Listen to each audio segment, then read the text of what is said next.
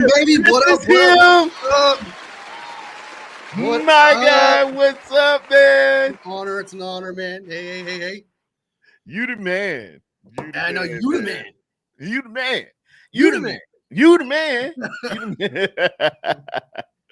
Well, how you doing today, bro? How you doing? I'm doing good, man. When you were like, "Hey, come on," I was just drinking my coffee, having a little bit of breakfast, and I was like, "Okay, I'll do it." Okay, so I threw everything to the sink real quick, washed my face, and I was like, "All right, let's do this." So it's a pretty good morning. Everything's going pretty good.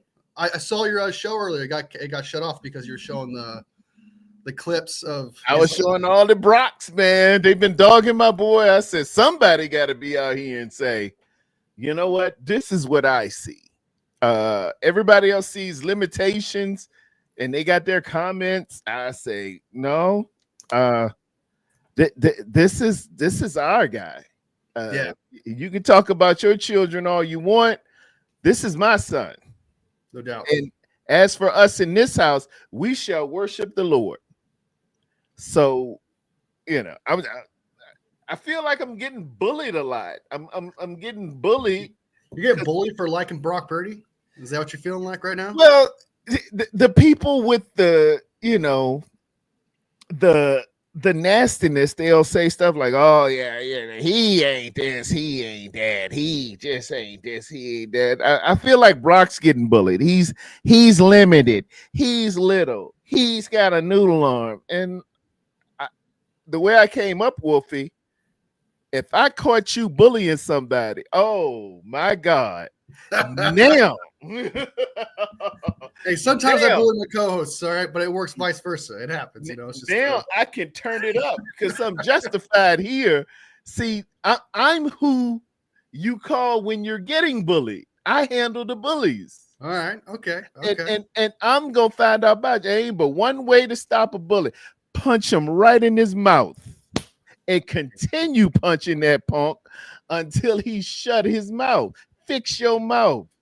And I can't normally do that because it would look bad. I'm a bigger guy, you know. I'm going about 6 feet, came up 220, 230, and a little bit more there now. But if that adds more to the swing, though, that weight adds oh my God, yeah, and I put the hip and everything up in there. And if I did it to a regular person, it looks bad. It looks like an ogre. It looks like you ain't got to do that to people.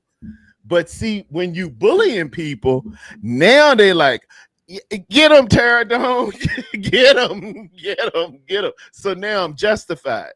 So when I see some bullying going on, yeah, I'm gonna handle my business. Rightfully so.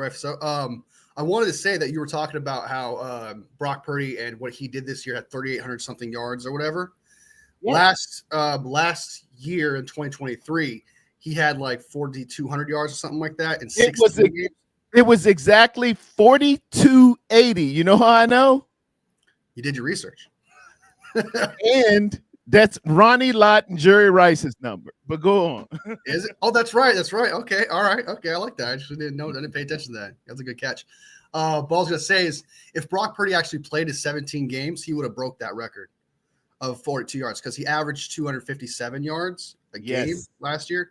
And if he played at least 2 of those games, those 17 games there, he actually would have broke that record prior. And that was without the Avengers. So he would have broke that without the Avengers. And that's saying a lot. That's Wolfie, ladies. Oh, I'm sorry. That's Wolfie telling y'all, breaking that knowledge, y'all. That was Wolfie. Wolfie has done his research. Wolfie is telling you what it is.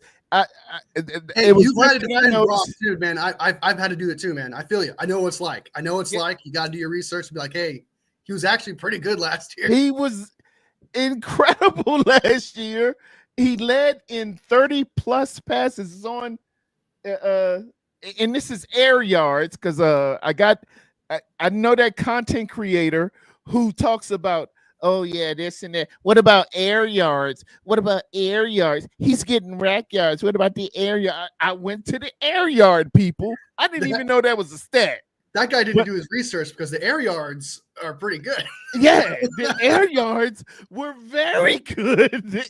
He was number 1 not 2, not 3, like LeBron would say, not 4, not 5, not 6, not 7.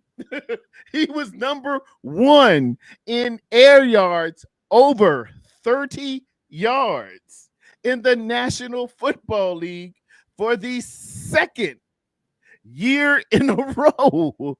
Yeah. You know, and all I hear is, oh, he's got a noodle arm. He's small.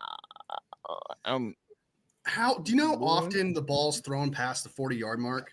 Do you know how often that happens? It happens like maybe 10, 14 times in a season. It doesn't happen that often. A ball is thrown that far in general by any quarterback. So it's just weird for someone to say, oh, he's got a noodle arm. Well, my argument to someone who says, hey, he's got a noodle arm, so he's not that good of a quarterback. I'm sorry. Tom Brady, noodle arm. Joe Montana, noodle arm. Noodle arm. Peyton Manning, noodle arm. Considered one of the top 3, if not top 4 greatest quarterbacks of all time on most people's lists. So you're telling me his noodle arm is a problem? Well, I'm sorry. Tell that to Tom Brady. Tell that to Joe Montana. Tell that to Peyton Manning. Because all of those guys are considered the greatest quarterbacks of all time. It's having a rocket arm is great. Like, it's not bad to have a rocket arm. I'm definitely not saying that.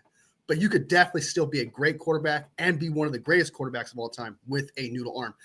Quarterback is a IQ. It's a high mental game, and putting it in the right spot and the right place at the right time, getting into those windows. If you have anticipation, if you have elite ability to process where that window is and nail it, it doesn't matter your arm talent whatsoever. Because what some people tend to do with rocket arms, they force the issue. I got a rocket arm, man. I could get it there without having to calculate or anything like that. Brock Purdy forces him to work with a mental game, which makes him a better quarterback. So I think it's ridiculous when someone says noodle arm when it's like, okay, well, so are you saying Tom Brady sucks? Are you saying Joe Montana sucks? Are you saying Peyton Manning sucks? Think, guys. Come on. Preach, Wolfie. Bro, I just wanted to just give me. If I was at church, I'd be shouting and putting a couple of dollars on the pulpit, man. I usually do the he preaching more than y'all amening out here. He is preaching. This is how I have the stats. I have the numbers. It is in. Go ahead, continue, Wolfie.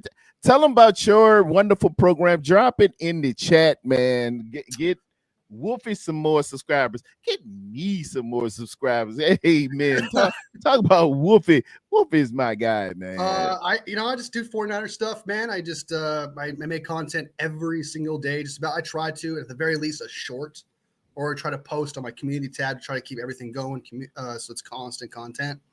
I do jokes, games. As of late, I haven't done much games just because the combine and having to study a lot more prospects. So it's kind of taken me away from doing fun little games that people actually do enjoy doing in shorts. But I just do I do some research, and right now I'm diving into draft prospects, and there's so many of them. I didn't realize how hard it is to because sometimes when you do your research on a player, okay, it'll just take like a day or two to get through like a couple players and then you move on. Nah, man, once you dive into it, there's so much effort and work, and you're practically working for free to do it. So you're kind of like having to put a lot of heart and grind into it. And it's taking up a lot of my time. And I'm only like 60 prospects in, and there's like 250, whatever. So I'm like, Jesus, this is actually kind of hard. I can see now why like some people will be like, I don't know who this is in the 6th or 7th round. I'll be like, it's your job to know. What the hell? Now I understand. Now man. So much film. It is involved. It is very much involved. I got Darwin over there too, 260 plus prospects, and you don't know who's coming in or declaring, and it's all over the place. The guy you wanted to went and stayed this year. I was looking at a center, Parker Brailsford. I had my eye on him since Thanksgiving. He was at University of Alabama, used to be at Washington University, and then I said, well, this is Brindle's replacement right here, and he says, no, I'm going back to school. I like NIL money. Right. That's another thing. Like the NIL money is like really forcing that issue even more, just taking us away from those great players that we actually want to draft. Because now you got NL money. What's the point of going to the draft and being the 3rd or 4th round pick and barely get any cash compared to people who get like 1 million, etc. But like Nick Singleton for me was someone I really loved in the draft. He screams a Kyle Shanahan type running back, but he decided to stay in Penn State, and I was really bummed about that. I love Nick Singleton a lot, so yeah. It's probably good for him though, because I mean, there's a lot of running backs in this draft, so it's kind of like he probably get thrown to the wayside. Oh, there are plenty. Yeah. So now they're talking up my man down here, Omarion Hampton. He was at UNC. A lot of people are starting to catch a fire, and sometimes it's like stock. They start rising, and you didn't anticipate that guy. They had a late draft pick on him. We'll be able to get him in the 4th or 5th. All of a sudden, he's up on the board, and you're like, oh, he might go 1st overall. You're like, oh my. No, man. Especially the combine. If they get a really fast speed, dude, they get a fast speed at that combine. It changes the match. You jump 2 rounds, man. You go from a 5th to a 3rd to a 2nd. Just basically, yes, sir. Yeah, that quick. That easy, it just jumps, man. You're like, that's how I feel about Dylan Sampson. I think Dylan Sampson is going to really run a really fast time. I think it's on the 4.3s. I think he already has that kind of a time now. And if he gets like a low 4.3, that dude is going to go in the 2nd round. No one's going to pass up on with someone who's already considered a 3rd round pick to potentially an early 4th round pick. He's jumping to at least the 2nd round with that kind of speed. If he does, same thing's gonna happen with my guy Andrew Makuba. Of University my God, dude. I saw him early. I got right on the horn. I talked to my man John Chapman, who is a lover of everything Texas football. I said, John, you got the next Earl Thomas down there. You got the next. All right, the Sean Golson down there. If this film and that PFF and that productivity is right, this dude is everything we need at free safety. And he said, well, he came in NIL. He came in from Clemson. And then I said, no, I'm down in the ACC. What's going on? I look back. He was a slot guy. He was a slot corner his freshman year. So it hid from me, and then he transfers. He goes to Texas, and they make him a safety. Oh my goodness! And if he could run sub 4.33. Without a doubt, I totally agree. Super fast. He's decisive, and when you're fast and decisive, Jesus, that amps your speed. Like he knows where to be. I've watched a lot of safeties as of late, because it's kind of one of the needs for the 49ers right now is a free safety. I'm incredibly impressed. I love Starks. I think Starks would be a good option too. I think I can't think of his name, Emmanuel or something like that. I like those guys, but after those two, Andrew Makuba, absolute stud. I think he'd be a complete steal in the 3rd round if we ended up getting him in the 3rd round. Oh, if we could get him in the 3rd, that'd be beautiful, man. That'd be beautiful. Yeah, he's supposed to be a more man kind of type safety, nickel-ish. That's how they describe him. But I've seen him in zone and some of his zone plays. He's freaking phenomenal, man. It's like a truck, and a good form tackler. I always learned playing in high school, college, and even pro. Your safety has got to be a great technician of tackling. Eyes to thighs, squeeze the knees and drive. Squeeze the knees and drive. Squeeze the knees and drive. Eyes to thighs, squeeze the knees. See, a man can lie to you with his shoulders. You know, when you're trying to go out, he can do this. He can slip. But if you keep your eye on his thigh, his inside thigh, and you aiming on that, he can't move that thigh and that hip without moving himself. Put your shoulder on that, squeeze the knees, and drive. Money in the bank. And also he's 6 foot, which is pretty good. It's like almost with like Jimmy Ward's size, because Jimmy Ward's like 5'11" or whatever, and 190 pounds. So he's not exactly like the biggest safety in the world, but he's playing free safety. He's not playing strong safety. Strong safety is more for your bigger guys. And that's what we need. We need a free. We got 2, 3, 4 a strong safety. I played a little strong safety in college. we can be bigger guys. A strong safety is a linebacker that is had a diet. Is what Yeah, that is. that's a good way to put it. Yeah. A free safety is a cornerback who ate too much. That's what that is. That's funny. Yeah, he's got 5 interceptions on the season. Passes defended were 6. So he makes plays. All right. At least makes one play a game, it seems, with 5 interceptions, 6 passes defended. So he's doing something like that. But really funny one is that he's got 69 tackles. Nice. And then he's got 41 of those tackles are solo. So he's got 41 solo tackles, which is a lot, I think. And he comes up. He's knocking. He's in the college version of NFL Crunch Course. If you can go all the way back and remember Crunch Course, the big hits. He's on there about two or 3 times. He's knocking people's helmets off, and they were legal hits. He's in the strike zone. He's hitting from the chest down. As I got on my look at that. This is the play that forged a dynasty. That's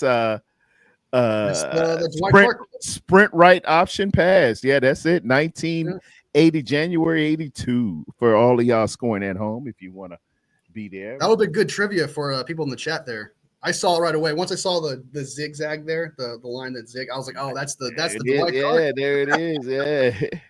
I think Joe might have been throwing it away, but hey, history is history. He hasn't admitted yet. He hasn't said anything. He's like, may have, maybe not. I don't know. Luck follows the fortune. Sometimes like Dwight Clark read his mind, knew what to do there, and he threw it where only Dwight Clark could catch it. It was Dwight got up, man. I don't think Dwight got any higher. God rest his soul in his career. No, his arms were completely stretched. I would agree. I think he was throwing it away. I agree, but because you could tell by the way his arms were like swayed up there. He was like, let me get on up here and get it, man. It's like catching a dunk off the top of the backboard. Earl the Goat Manigault. If y'all are scoring at home, one of the movies I like, Rebound with Don Cheadle, is a scene in there where he goes up on the top of they put $1 on the top of the backboard. He goes up, takes the $1 off, and leaves change, and and comes back down. That is real as rain, man. And it's some incredible athletes out here, man. Speaking of which, we saw this kid James Pierce from University of Tennessee clock a 4.47 he's around 247 pounds, and he looked really good in his cone drill as well as his bags. Very coordinated, very oily with the hips, pause, and the steps, no missteps. I really, he looked good. I'm not the biggest. Like, this sounds bad the way I put this. I don't want to put it that way. I think he's good. I like him, but I think he's just a bit raw. It's going to take for him to learn a couple bag moves and stuff like that. I think that's essential because he relies a lot on his instinct. I knew he was going to run fast from the start. I knew that James Pierce was going to be athletic because that's what he was. You could see it on tape. I mean, the man also played a couple. He had to drop back a couple of times to play offside linebacker a couple of times, and he's got an interception. I think he's got a pick six with that interception. So he has the speed, he has the size, he has the athleticism. He's everything you want in a player in general. He's got it all, right? Yes, sir. I think what's holding him back is just that. I question his football IQ. I question his ability to. Can he apply in the biggest moments where you face big offensive linemen where you can't just run around them? You can't just go, I'm going to slide over here super fast. You can't catch me. Like, he might still be good, but I think it's going to take him like a year or two for him to hit those heights that you expect him to be. You got to have those clubs in the bag. Yeah, that's my concern. I just want to know, can he apply those things that these coaches are going to teach him? Like, hey, you got to stop relying on your instinct and start using more of your IQ of like, hey, swipe here, power move at this point. And can he do those things? I don't see that with him. I see just him using raw instincts. And it's phenomenal. It's phenomenal instinct. He's super fast and quick, and he's a really good player. But I got him like my 5th pass rusher just because of that. Okay. So Yeah, he's that's about where I got him. That's about yeah. where I think everybody wants Abdullah Carter. Uh, I'll pull it up in a second. Let me just visit this real quick because they YouTube doesn't like me very much, but I don't like them as well. So Careful, let, you can't post NFL.com content, and you can't post you can post stuff like that. That's fine, but it's like videos mainly. yeah, let me just go ahead and give them this real quick. This is fantasypros.com. This is advanced stats for the naysayers and the haters out there. This is deep ball passing. These are air yards for 20 plus of and you need a minimum of 3,500 yards here. Brock Purdy is tied for 3 last year, 2024, with a shot receiver literally shot. The man he whistles when the wind blows. Now shout out to my man Ricky Pearsall.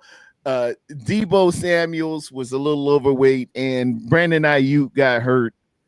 We did this with Jawan Jennings and no CMC. He was not to interrupt you, but the thing about Debo Samuel, what really frustrates me about that, real quick. I know we want to jump into it. You want to jump into this real quick, but just real quick. Go ahead. Debo Samuel.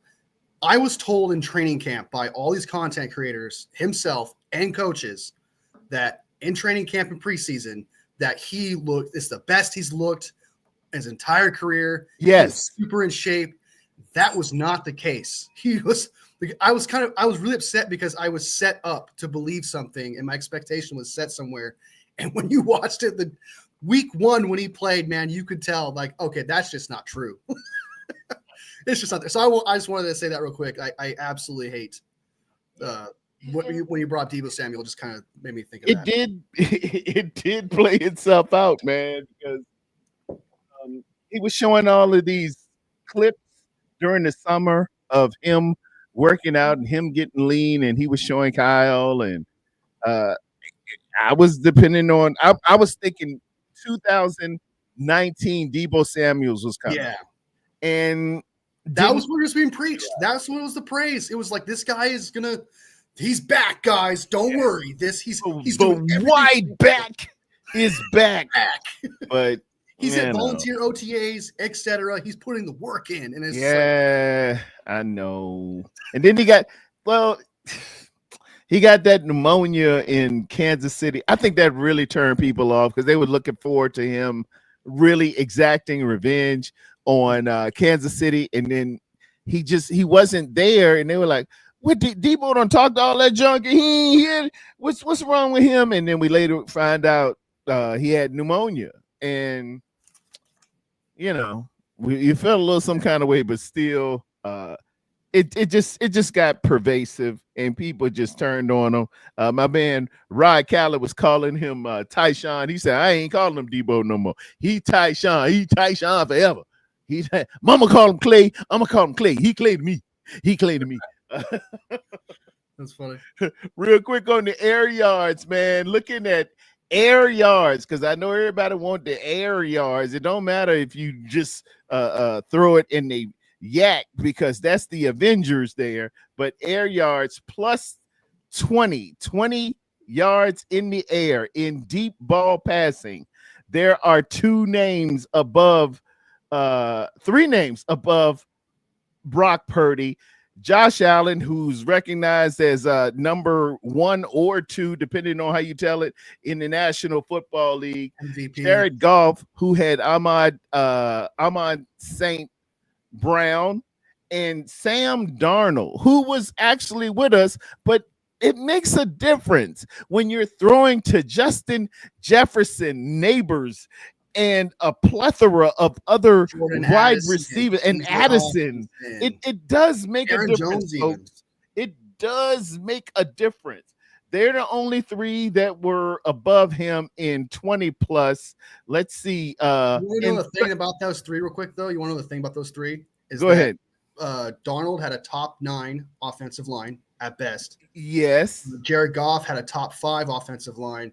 Josh Allen has considered the best offensive line next to the Ravens. So he's And Brock Purdy has like the 20th, if not 25th. Once Trent went out with that, one of the worst offensive lines, and he's still capable of throwing it down the field. Putting that thing down field. No noodle arm here, no dink and dunk. For those of you who made t-shirts and hoodies and tried to sell them online, dink and dunk. I know who you are. You know who you are. I'm calling you out. I'm here for all the smoke. You look like you talking like a fish. What says that about Brock Purdy as well, real quick, is that when he throws the ball, since he has less time and a noodle arm, he has to anticipate that deep ball. He has to be a lot more accurate. He can't just see a guy open downfield or just see a guy beaten. He has to predict the guy to beat him with less time. And I'm talking significantly less time. With slower receivers, with new receivers.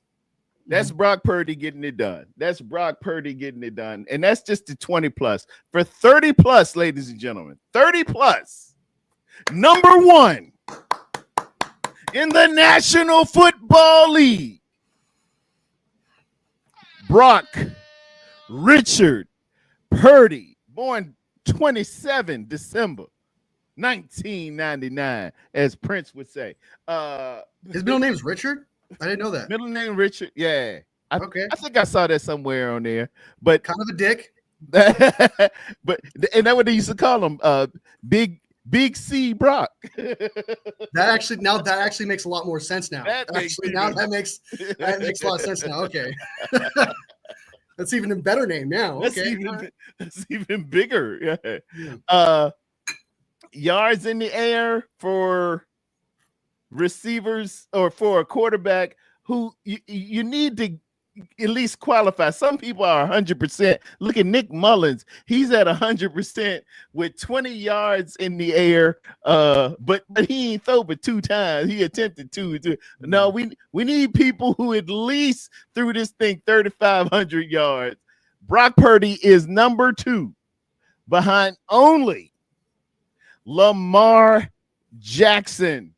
Action Jackson, Mr. MVP, Mr. Offensive Player of the Year votes, Mr. Everything you want, excitement, whatever they calling it. And I'm not gonna disrespect this man. You ain't gonna get me to disrespect you on this channel, this network, or whatever. Quarterbacking is a hard thing, and he did it. But mention this second name right here. Let me show you for the film. Mention this name. It's right next to him. It's right next to him with at least 3,500 yards. He's right there. 8.7, 8.6. Another thing is like you're using metrics too. You're not just using, people are like, you're just stat watching. These aren't stats. These are metrics. These are telling you exactly how much is he contributing to the offense. It's not saying how much did the wide receiver and the quarterback commit to that play where you can say, well, it's mostly the wide receiver, not the quarterback. Where you're talking about air yards per attempt, that's all him. It's from him and it cuts off before the wide receiver kicks in. It's kind of the same thing with passer rating and QBR. Those are literally metrics that show you exactly how much did he contribute to the game. So when someone says you're using passer rating QBR, that's just a stat. No, it's not a stat.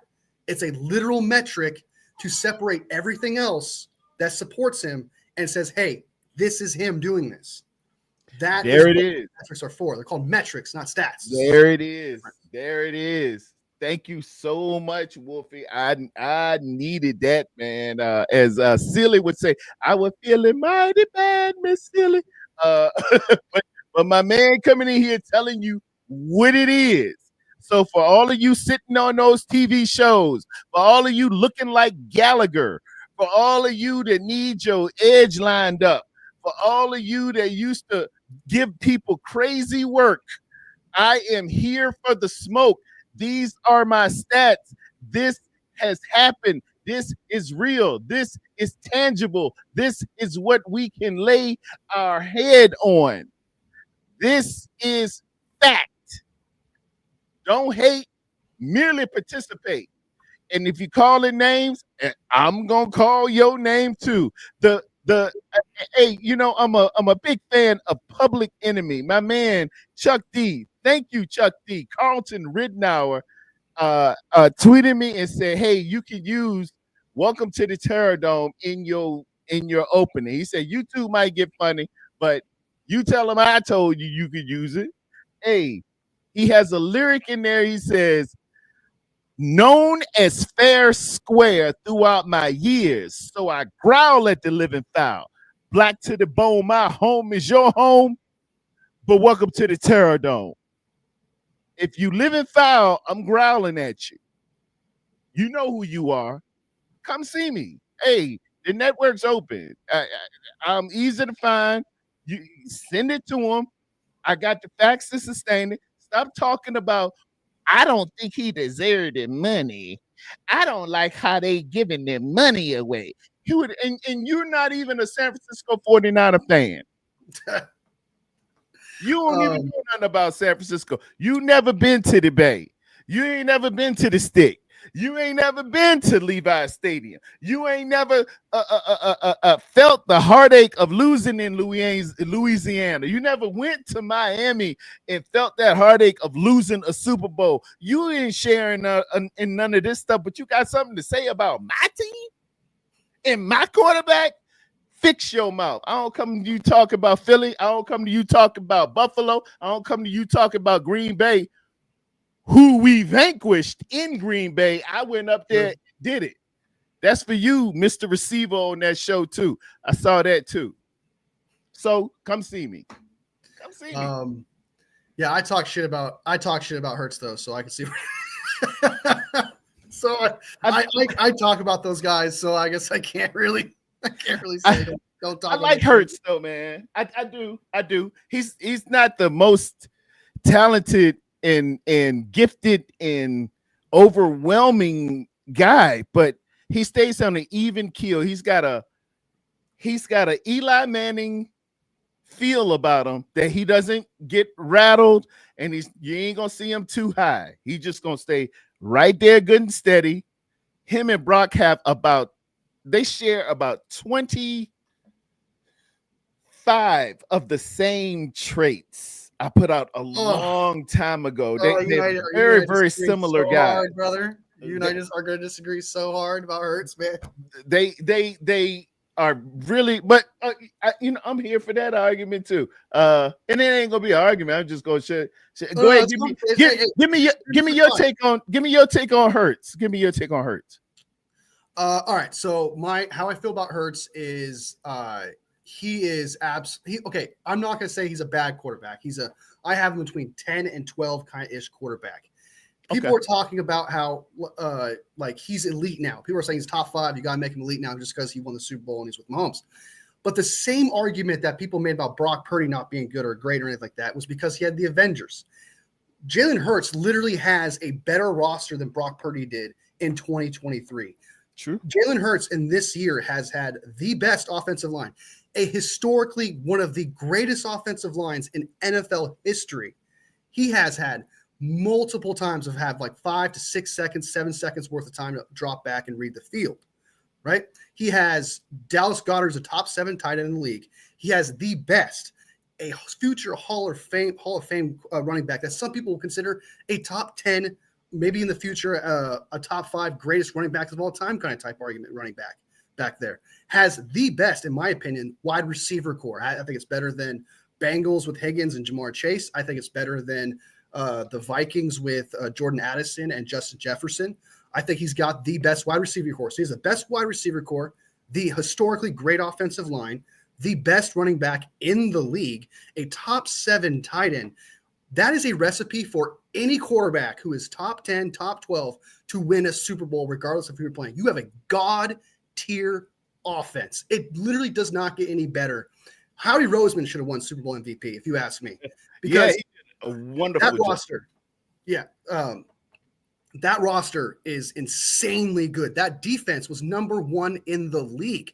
He has the number 1 defense in the league. He has the best offense in the league. I don't know about special teams, but those two things come together, gives you the best team in the NFL and a Super Bowl championship. And here's the thing. With the Packers, when they faced the Packers in the playoffs, he did not play that well. He was the weak link in that situation where it actually held them back where there was a chance where the Packers could have beaten the Eagles with that God tier roster. He did not play. I will give Hurts this. He plays good in the Super Bowl, but he did not play good in wild card. He did not play great in the divisional or the NFC Championship.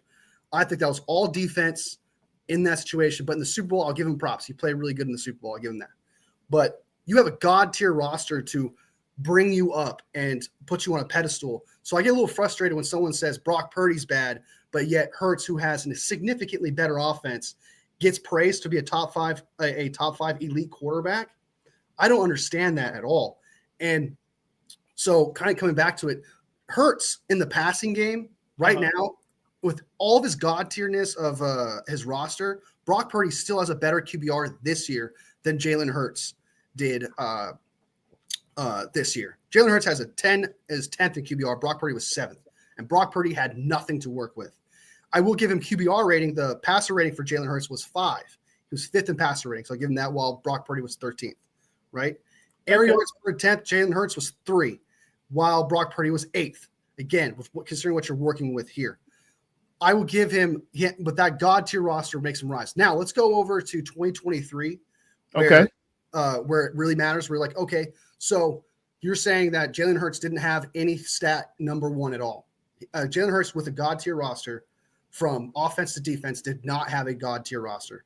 Or sorry, he had a God tier roster for offense defense in 2024. In 2023, it was a bit different. Still had a good roster, but the coaches were kind of questionable. Brock Purdy with a supposedly the Avengers level team that I think was worse than what Jalen Hurts was working with. Brock Purdy was number 1 in air yards per attempt by a mile. With a passer rating, he was 1st in passer rating at that as well, by a mile. QBR, he was number 1 in QBR as well. So with a weaker roster, Brock Purdy had a significantly better QBR, significantly better passer rating, significantly better air yards per attempt. This Brock Purdy with less has done more than what Jalen Hurts has with more. And I'm talking about just the player himself. I'm not talking about as a roster, because obviously as a roster, as a team, they won the Super Bowl. Brock Purdy didn't.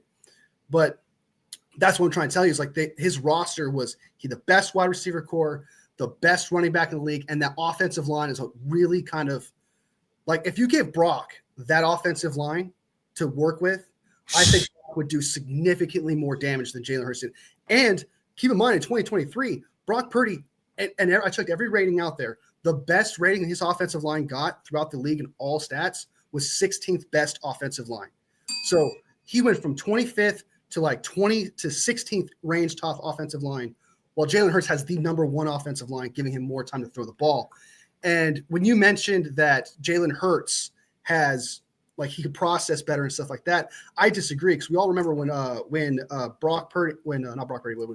Nick Bosa said, all you gotta do is blitz the guy, blitz him, just blitz him. Trust me, he won't be able to do it. You know what happened? We blitzed him, and he didn't know how to do a damn thing. Do you all remember there was multiple times Jalen Hurts was back there, had so much time, he ended up getting sacked after 6-7 seconds of having the ball. I think that offensive line, best wide receiver, a better offensive coordinator, I'll give him that. So he had a better coaching staff, better offensive line and everything, allowed him to raise his play and win a Super Bowl. And Vic Fangio as the defensive coordinator versus we had Nick Sorensen. Yes. Who looks like Beetle Gin and Juice. Beetle Gin and Juice.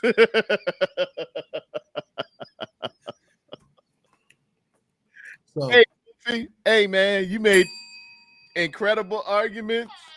I've had so many debates, brother. I've had so many debates. Hey, you all over it. You on it like white on rice and a glass of milk and a paper plate in a snowstorm. I ain't really won't even go there, but you made all those points for me about how good Brock is. All I was trying to do is to minimalize and just say the fact as I bring this up. Look at the profile and the comparison of these two quarterbacks, of where they come from, what they did, their accomplishments in school, how they got down. I was gonna say, like, I disagree.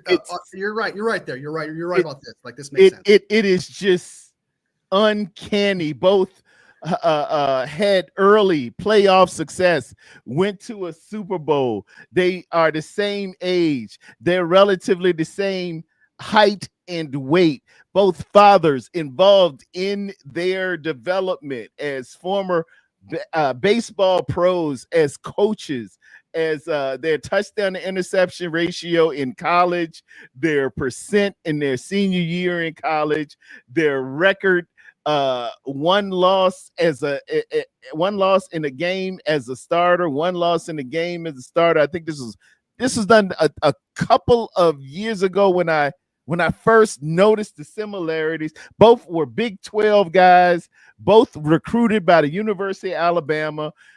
65.5 QBR, 66.4 QBR. They had 4 years of college together. They played in the Big 12. Both of them did. As a leader, they ain't super duper rah. They kind of the same cat.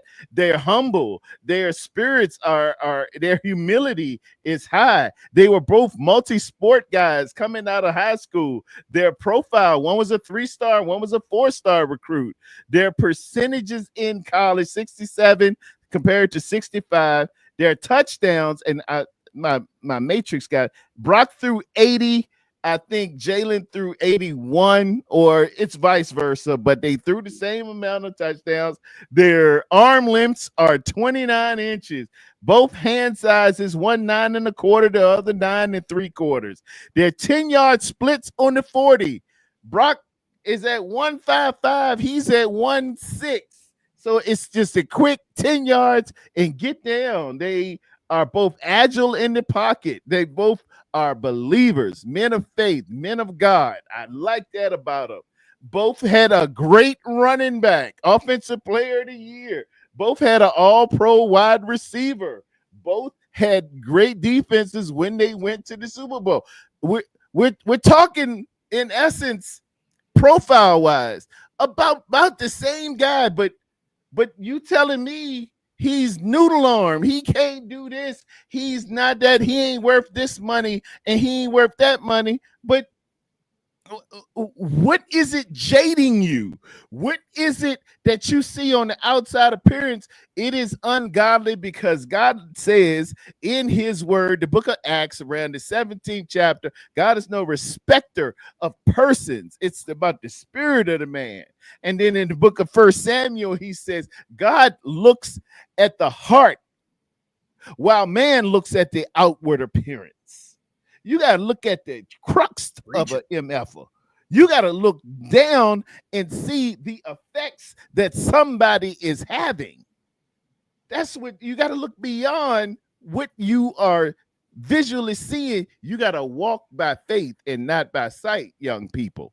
That's what I'm saying to you, naysayers, master debaters and gurgitators. That's on y'all. That's on y'all. But Wolfie made some incredible points, boy. Brock ain't have it like this dude have it. And can he do it without the Avengers? If you pay him, you're not gonna be able to have this and this and this. We already saw that. And he was 260 yards away from setting the record again for the franchise that had Joe Montana, for the franchise that had Steve Young, for the franchise that had Y.A. Tittle, for the franchise that had a Super Bowl winner in 5 Super Bowls? Are you nuts? Who are you talking to? Right. Another thing to add on top of that, man, you want to say that like Brock Purdy just needs the Avengers. If you go back to that Green Bay game in the playoffs, if you go back to that Detroit game in the playoffs, he was the reason we won those games. He was the reason we came back and won those games. You cannot say he was. A lot of people were giving him credit, like, wow, he was the reason why we beat the Packers. Wow, he beat the Detroit Lions, right? He played phenomenal. If you even go back to the Super Bowl, yeah, we didn't win it, but no one says Brock Purdy was the reason why we lost that game. Nobody says that. It was, I'm not trying to talk shit about the team here, but The Kittle wasn't his best. I don't think CMC had that fumble. I don't think it was his best either. Debo, we went to Debo 11 times and he didn't get but 3 catches for 11 targets, dude. Did not show up at all, man. And still, Brock Purdy so magic to get 19 points and go into overtime. And if Chris Jones doesn't become unblocked there, maybe his potential to actually see Ayuk in the end zone or throws an accurate ball to Juwan Jennings for a first down. There's so many opportunities there. So in that entire playoff run, you want to pay a quarterback who can elevate the team in the playoffs or who can show up in the playoffs. Because we've seen it with Jordan Love. Can't do it. Sam Darnold. Can't do it. Justin Herbert. Can't do it. But they're considered better. Dak Prescott. There you go. Prescott beat him head to head twice. So it's like you want to pay a quarterback who could do it in the playoffs, and Brock Purdy has proven that he can elevate the team even with the Avengers when the Avengers aren't doing their job. He elevates that team, especially when he did it against the Green Bay Packers, like I said, and the Detroit Lions. He was the reason we won because we had a little help from Dan Campbell, I'm not going to lie, with the fourth downs. Well, I'll be honest there, but he's the one that contributed the most in that comeback was Brock Purdy and how he played. So you want to pay a quarterback who can do that in the playoffs, and all these other guys cannot do that. These other guys we just mentioned, Dak and all the other guys that are supposed to be higher than Brock, cannot do it in the playoffs. Regular season's awesome, man. Regular season's great. I love regular season. I call it. It's real nice play September football. Everybody out there in their t-shirts with their sweet towels on, you can catch and run. You in Miami, you fun and sun, yeah, baby, yeah, all that. Hey, after Thanksgiving, we gonna separate the men from the boys. Yeah, no doubt. We gonna see what it is. We gonna throw these blows out here. We gonna see what you got after Thanksgiving. Just get me to Thanksgiving. And everything after that, that's when it starts. It's like the NBA. The season don't start until after All-Star break. Shout out to the Los Angeles Lakers. We beat the Mavericks by about 10 last night. But but if I could draw a comparison, after Thanksgiving is where it counts, and it counts down in the trenches, man. You got to start winning games. Don't get into a stat competition. Don't get into who got more yards. Don't get into all of this. Minimize mistakes.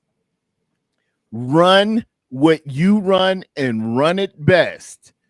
Get their quarterback on the ground and protect yours. Yeah. And don't turn it over. I guarantee you, you're going to go ahead and you're going to find yourself wearing one of these rings. That's it. That's all we got to do. That's all I you got want to say one more thing about the regular season as well. Like if you were to play bad in one game in the regular season, you can completely redeem yourself in the next. Like it's not the end of the world in the regular season, where the next redemption game you have where you play phenomenal erases whatever bad game you had before. In the playoffs, you get one chance. You get one chance to prove that you're a good quarterback and you can handle the pressure. And that's another thing. It's like the pressure is significantly different because of that. You need to be good all the way through these 4 games. You could play 1 month, 1 through 4 games, and have one bad game in there and lose that game and just come back the next game and be like, see, I'm still a great quarterback. I showed you. It's like, no, what are you doing with these one opportunities that you get, this one chance? What are you proving? Brock Purdy, out of all these other quarterbacks, has proven with these one opportunities, one chances, that he's great, that he can handle the pressure, that he will make the throws when he has to, and he's no different than he was in the regular season than he is in the playoffs. He still is the same guy.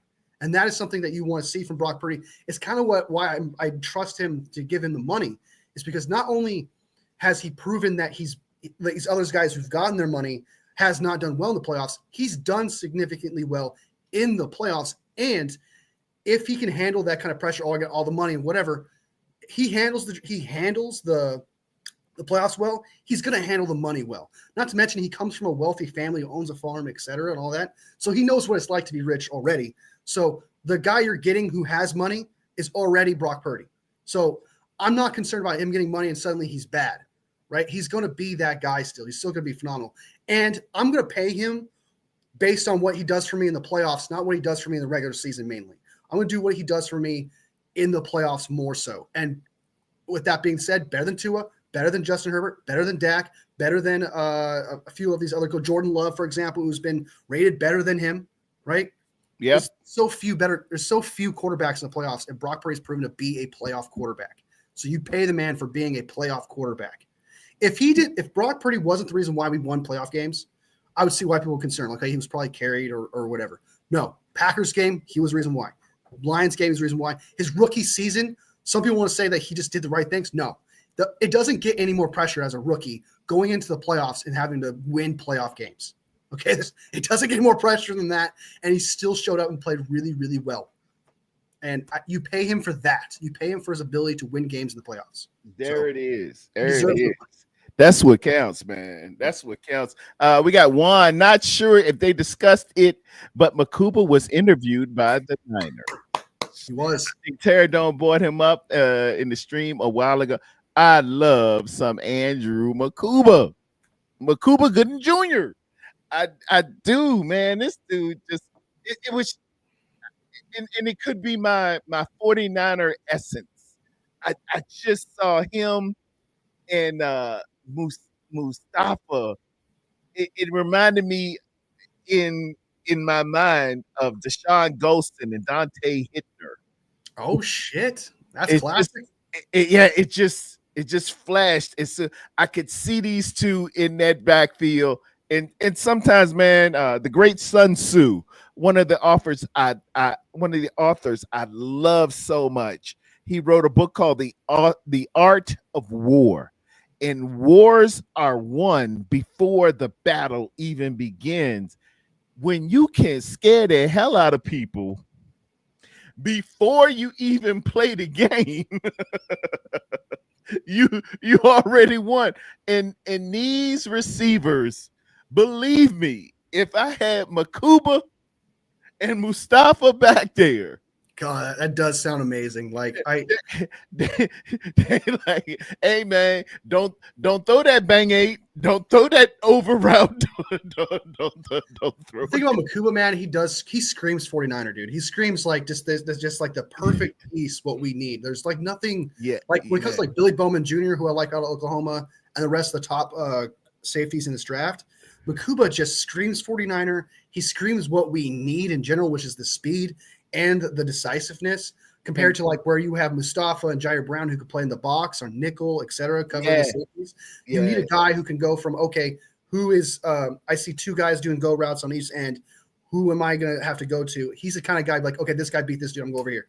Or I think this guy's going to win over. I see the number one wide receiver over here. I'm going to quickly go over here. He has that decisiveness that can cover those plays. And the playmaking ability, and he's good. He high points the ball. And what I mean by high point, I'd love to show you guys, but you already owe me. High pointing the ball means you're catching it or you're attacking it at its apex. At its apex. Don't sit here with the folded prayer arms reading the Bible. I need you praising the Lord up here. Here. That's what Dan's blessing up here, not down here. Yeah, don't wait for it to come down. I need you to go up and attacking it. And this guy does just that. I showed him the highlight reel weeks ago, man. I think this was after Christmas. This was around Christmas. I found this dude. I said, hey, who is this lightning rod here in University of Texas? Hey, this kid got it. Lyndon Baines Johnson High School, Austin, Texas. Andrew Makuba. That my dude, man. I like him. I got a couple of draft favorites. They perked me up. They drafted the combine is nice. The combine shows you nice little stuff, and they wear their Under Armour, and you can look nice, and you show that you've been working. You got some abs and stuff like that, and you can show them you move and stuff. But that film, what you done put on film, what you done put on wax, like shout out to great Gene Hackman. What you have put on film, that's what I'm looking to see. 100. That's what perks my interest. That's what I can see making you plans with you. And now we got a real defensive coordinator in Robert Saleh, not Nick Sorensen. You got Robert Saleh. Robert Saleh knows what the hell he's looking for. Robert Saleh knows, hey, a developer, and you got Gus Bradley there too. The developers of the Legion of Boom, they know defense. I promise. They know better than Nick Sorensen, who looks like he runs moonshine on the weekends. That's kind of another thing I expect. I expect Robert Saleh. That's another thing about, like, you want to judge Leonard Floyd like I did. I don't think he played that great. A lot of these players that we had, we expected to play good, these pieces. And we're like, these, some people even said, like, this is a better defensive line than we'd had the year before. And it's like, then you saw the product and you're thinking to yourself, this is not good. These guys are terrible. How much was it actually Nick Sorensen just not knowing how to use these guys efficiently, holding these guys back? If these guys are actually, if these desk pieces like Gross Matos, Leonard Floyd, and all that are actually bad, whatever, you're going to see it under Robert Saleh if they're actually bad. Robert Saleh is going to know how to get the most out of these guys and put them in the right position to succeed. So I do think, like, how much was like this bad play by these depth pieces, Nick Sorensen and or actually them? So I do think that Robert Saleh coming in is going to get the best out of every single one of these guys who disappointed us last year, because I do think a lot of them are going to come back, like Gross Matos, maybe Leonard Floyd might still be on the roster. There's a few of those guys who I expect to show up with Robert Saleh, knowing how to use these anybody people. Who can get a assistant or a what is that? Gus Bradley's going to be the assistant head coach of the defense.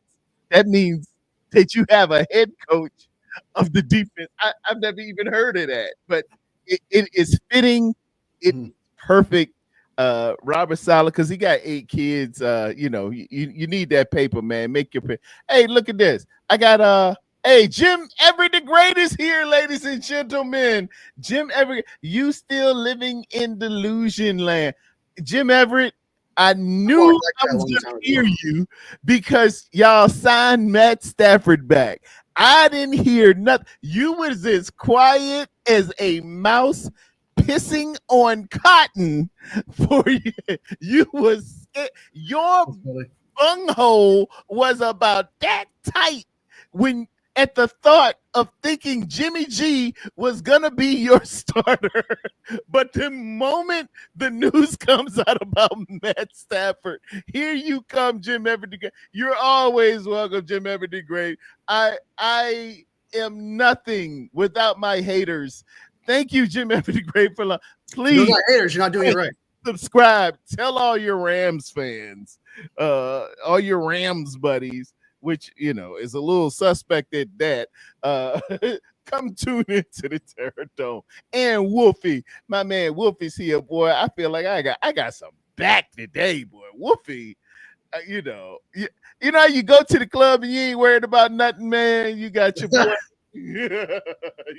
I got my no doubt. Hey, who you talking to, man? Who you talking to? It's like having a Roscoe on your side. You just show that thing. Hey, what you say? Yeah, Matthew Stafford's back with the Rams, man. I just made a quick short about that, just as a not as a peace offering to Everett here, but just as a compliment to be like, hey, man, on a realistic note, haters aside, you guys got Matthew Stafford back, and that is a great thing for you guys, because he is still a great quarterback. I still think he's a really good quarterback, even at his age. Usually around this time, players kind of falter, especially with his injuries that he's had. I'm actually shocked, considering the injuries that Matthew Stafford has had throughout his career, that he's still able to play at the level that he does. I mean, he's got a broken back or some shit, a neck.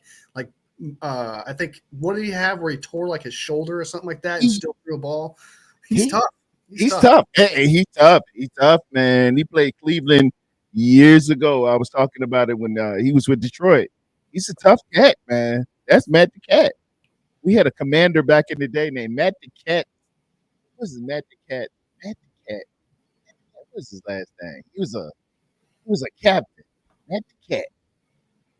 And he was a tough. I think he got shot, man. Matt the Cat could go on. Matt the Cat was the dude. but just an a-hole. Really are. And those are some of your I best. never heard of the guy, but yeah, I'll take your word for it, man. Those are your best leaders, man. They are. If everybody thinks about it in their lifetime, when you've had a manager, supervisor, director, commander, commanding officer who was just a complete a-hole, they got the best out of you. They did. Because you didn't want to hear their mouth. They were very demanding, and you Very honest. you Honesty. pulled something out of you, and that's what. And God gave it to me a long time ago. That's what a hole is for, to get that shit out of you, and that's why you have a holes in life. Yeah, sometimes, man, you need to hear the truth, man. Sometimes it's not something you like, and that's what coaches do, man. They're supposed to be hard on you for that reason. They're supposed to give you the brutally honest truth. It's supposed to hurt that ego, that protection of like, I'm the greatest. Well, you could be better. Well, really, you could be better. And sometimes you have to tear down your ego a little bit to build it back up again. Sir. And that's what coaches do, man. It gets that shit out of you. I got the Eagles chick in here. My daddy. You knows. Michael Catton. You know what I mean? Okay, he said resting up after surgery, 5 teeth pulled, and he said hi to everyone. Man, if he got 5 teeth pulled, good Lord, I don't like going saying hi like, oh, hi guys. Tell those guys, man. Shout out to your tough daddy, man. Your tough daddy out there making it happen. It's hard to be a man, man. It's hard to be a man out this day because you gotta stay composed, but you be hurting like a mug. Pain is real. Especially those teeth, man. This teeth is brutal. There's not enough medication to take. Yeah. If you want to get the secrets to the nuclear launch code, start pulling the man's teeth. Yeah, it'll come out of him. He will. Don't worry about no waterboarding and nothing else. Pull his teeth. He'll tell you. Yeah, they over there. Right. Papa J, man, I got my Golden Domers in. They are loving this, man. My chat is lit. 49ers media, who the F are you? That's a great question. He's a 49ers content creator. Be sure to check him out. Great guy, makes great content. Sir. Very committed. Yes. That's very nice of you, Jim Everett, to put it out there to make sure we talk about him, give him some love. He's a great guy. He makes content all the time. We do a show every Tuesday at 4:30. So thank you, Jim Everett, for actually pointing that out. I need to show some love, man. You're wonderful cat, man. Love 49ers media. He is the truth. Along with my man Wolfie, to quote the great Pulp Fiction, he said, "You calling the wolf?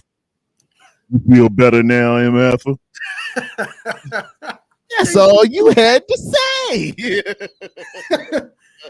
Shit, man, that's all you had to say. Go in there, chill them in-words out, and tell them the wolf will be coming directly. Oh, you sending the wolf? Yeah, I love that scene. That's a great scene, dude. Yeah. Oh man, Pulp Fiction is my shot, man. Hey, I was shouting out the great Gene Hackman earlier. What are your fondest roles, fondest memories of a wonderful thespian and actor of Gene Hackman? What stands out to you? I'm gonna cheat here and look at his film because he was a little bit past my time. A little bit. I'm not gonna lie to you. I wasn't the biggest like Gene Hackman like kind of type fan. So, but I do know he's in memorable roles throughout his career. So, have you ever seen Enemy of the State with Will Smith? I have seen Enemy of the State, but I haven't seen Enemy of the State since I was like 10. So, but I will say some words though. I know he was a respected actor. I know a lot of actors respected him. I know he gave a lot of great memories from a time period to a lot of fans who really do love him. He's kind of like, I don't want to say, I'm trying to think of a great actor of our time that kind of faded off. Like Nicolas Cage was kind of more of my time. I think he was a little more involved there. Jim Carrey, I think, was a little bit past, just like literally an era hat above him. You know, if like he were to pass away, I'd be really bummed about it.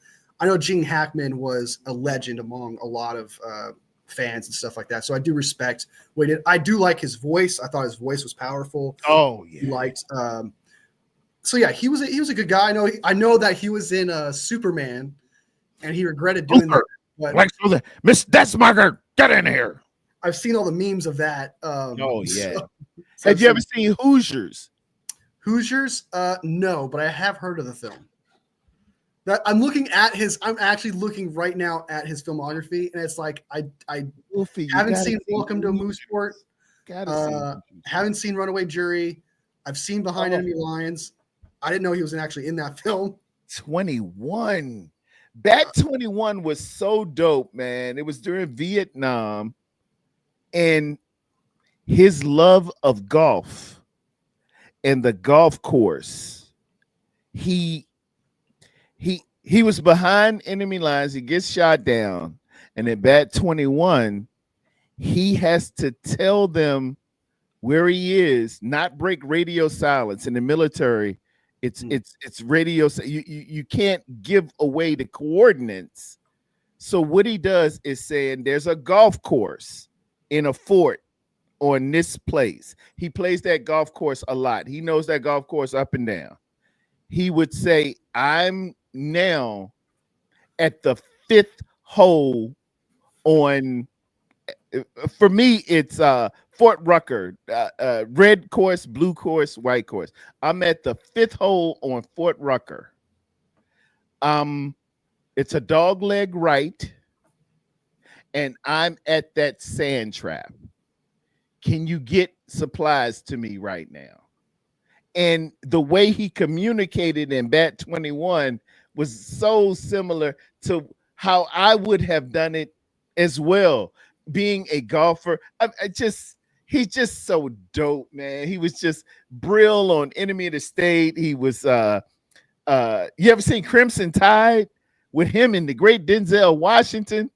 Oh, Wolfie, we got to get your movie Rolodex. You want to hear something really bad? I'm not the biggest sports film guy. I'm going to be on Tarrerdome Quintessential Classics. I'm going to give you stuff to watch. It's stuff a man and a woman need to watch in their lifetime to know what's good and what's not. I watch great movies like Shawshank Redemption. As you see behind me, The Godfather is the greatest film ever made. A Few Good Men. I've never seen Godfather. All right, ladies and gentlemen, we're done right here. It is 2 hours and 42 minutes. I'm not a mafia guy. I was forced to watch it with Casino, Goodfellas, and all of that. And as a child, Bronx Tale. You ever seen A Bronx Tale? I have not seen. I've never even heard of that film. I've never even heard of that film. Oh Lord! I've been meaning to watch. It's okay, Wolfie. It's okay. We'll work with you. I've seen Star Wars. I've seen Lord of the Rings. If that means anything.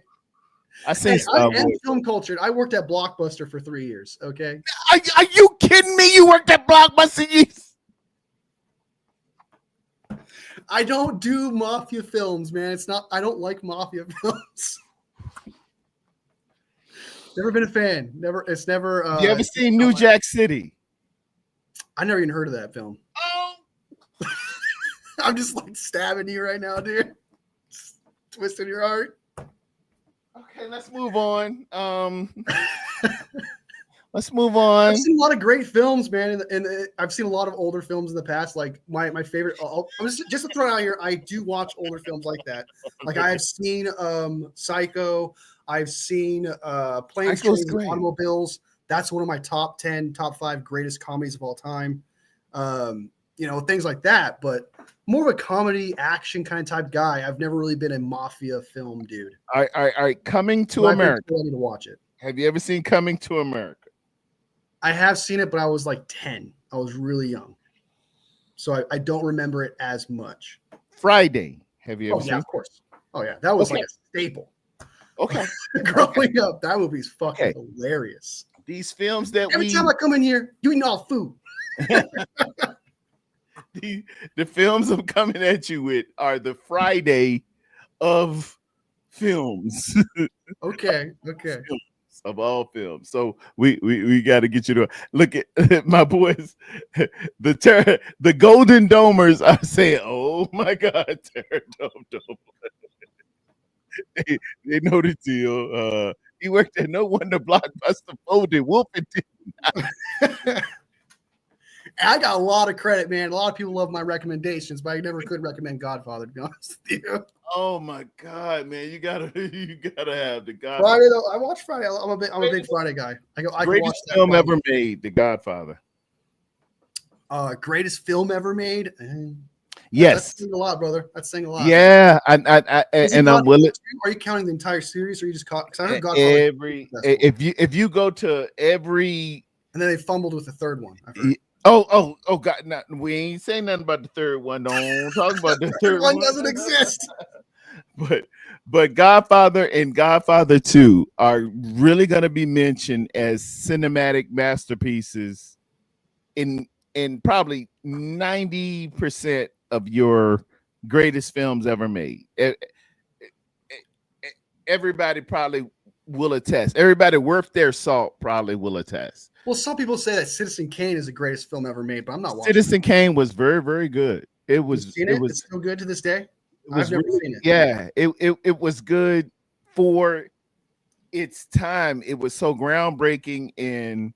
It was like the first drama ever made, or something like that. First, like political thriller kind of type thing. Yeah. It dealt with some serious subject matter. Some of that playing out today, and it was about a huge mogul taking advantage of its power, being so rich in political stuff. So it really served its purpose. Makes you think kind of type film. Yeah. And a lot of people back then didn't like that. I saw some research. I've seen some videos on where people were talking about like it wasn't well received at first, and it just started to become like a cult classic. Then people started to recognize it as great, just because it was different, it was new, it was fresh. You know, especially like what you said with its take. A lot of people didn't like that being forced on them.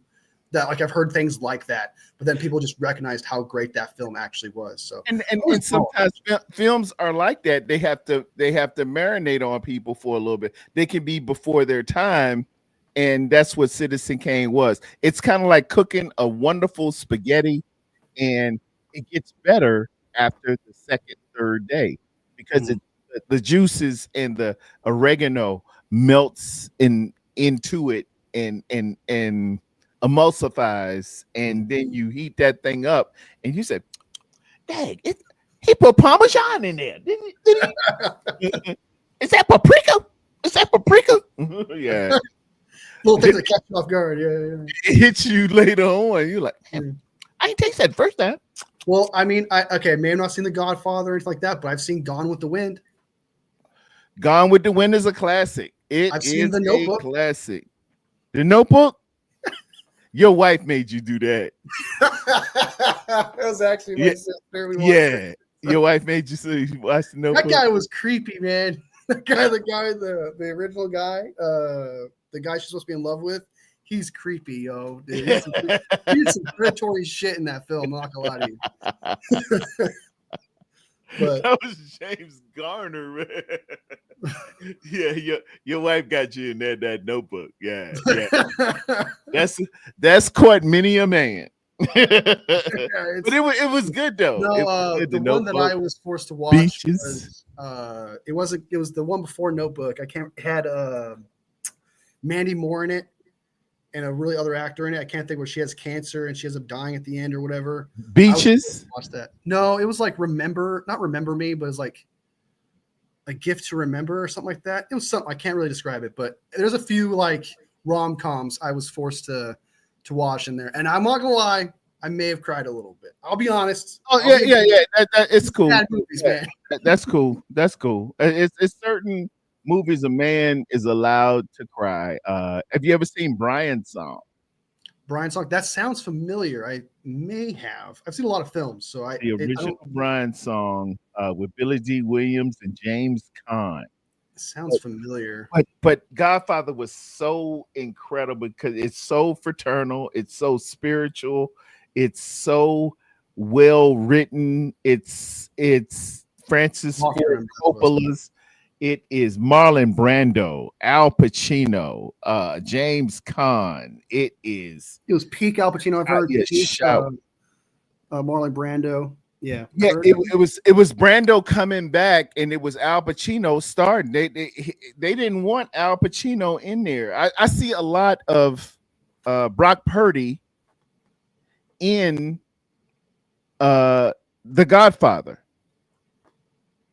All right, and you gotta watch The Godfather because Al Pacino is not Al Pacino yet. That's an interesting comparison there, man. This is, I see Brock Purdy in Al Pacino in The Godfather as well as David in the Bible.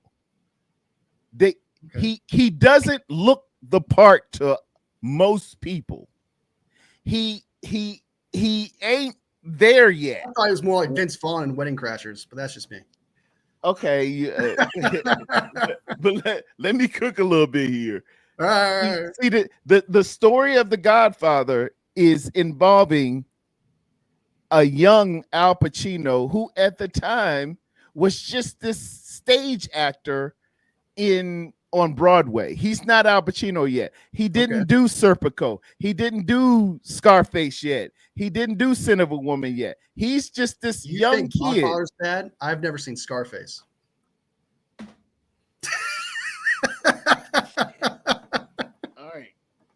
Yeah, so I just realized that's like the pinnacle of like you got to watch that one because it's a lot more than just a mafia film. It's like I've never seen Scarface. Okay. But I am aware of Say Hello to My Little Friend. I'm not aware of that.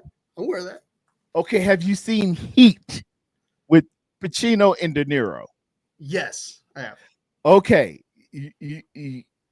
Everyone's like, bro. Everyone's like, whoa, wait a minute. I know, Red Jet. I'm working with him.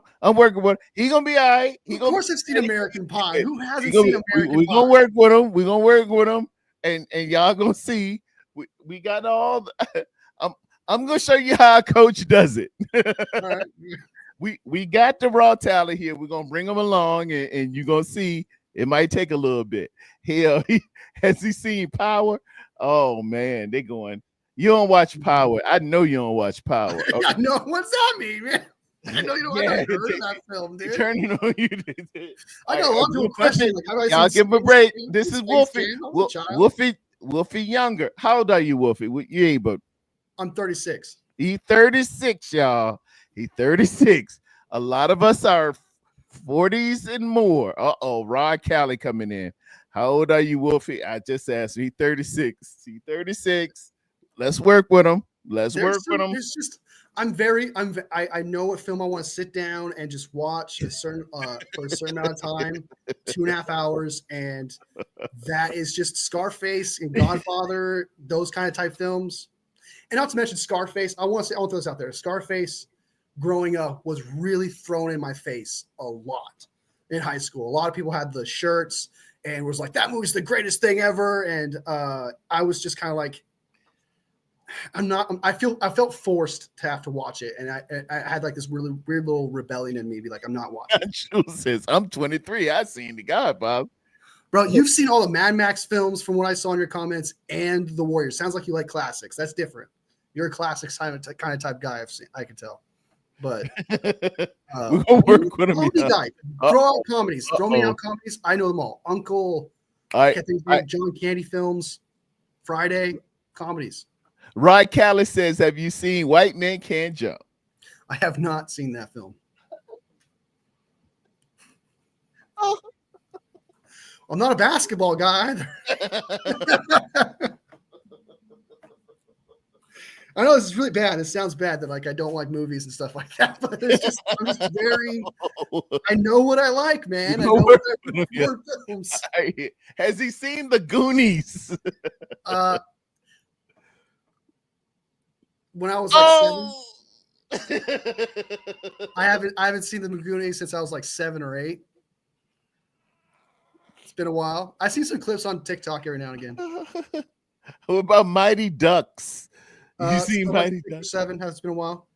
Y'all so young. They say they're young. I really don't like those kids films and stuff like that. I never gone back to watch those or stuff like that. But I have seen them. Like I've seen the original Power Rangers film. You seen the Power Rangers? I've seen the Power Rangers film. Have I heard of Hoosiers? No, I have not heard. I haven't heard of Hoosiers. Oh Lord. Yeah, I'm just coming up in here with a knife, like a spiritual knife, just stabbing your heart, just twisting it. Okay. It's okay. We're gonna get you straight. We got a lot of work to do. Have I seen Black Panther? Of course, I've seen Black Panther. Thank God. Whew. All right, we working, y'all. We working. Bet Wolfie seen Rainbow Bright and the Smurfs. No, I haven't heard of that, man. Have you ever seen Half Baked? Yeah. I like comedies, man. Throw comedies at me. I will. Lord have mercy. Yeah. Half Baked was hilarious. I like that film. That's a good film. My doctor says I need to back it out of me. No. So yeah, I quote a lot of movies, Wolfie. I got that vibe. I'm a movie guy, man. I write too. I wrote this book right here. Get This in Your Spirit. It's available on Amazon directly. You wrote a book. You're an author. Nice, man. Yeah, I narrate. I want to do a screenplay about my family. Ellison won't release the rights. Him and Uncle Mousy, but I'll change y'all name to protect the innocent. Let me see the back. Yes, on DJ Jones, but noon Javon Clint. Man, ain't nobody mess with Javon Kinlaw. Yeah, he's got to go. Yeah, let's not bring that back. Yeah, Javon. So I know books are not a like a hot topic for like anybody, but do you read books at all or anything like that? I read books all the time. That's like one of my hobbies, reading books. I do, but there are books on like biographies and stuff like that. Kind of type guy? That pique my interest. Self-help, or just awareness of bestsellers like Carol Dweck mindset. I got a lot of coaches over there. I got Bill Walsh. This book behind me, that Bill Walsh book. That Finding the Winning Way.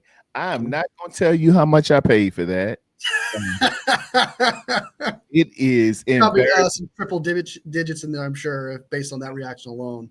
Yeah, Kobe, Mamba mentality. I got Tom Brady down there, some Pete Carroll. I got some Nick Saban. I got Bill Belichick's dad. Who is it's a wonderful read. If you're a football fan, it's a wonderful read by Bill Belichick's dad. He made the Bible in terms of scouting, in terms of how you look at a team. Okay. Bill Belichick comes from his dad was a naval guy. He was at Navy when Roger Staubach was there. Okay. And he used to scout the teams that they're going to play.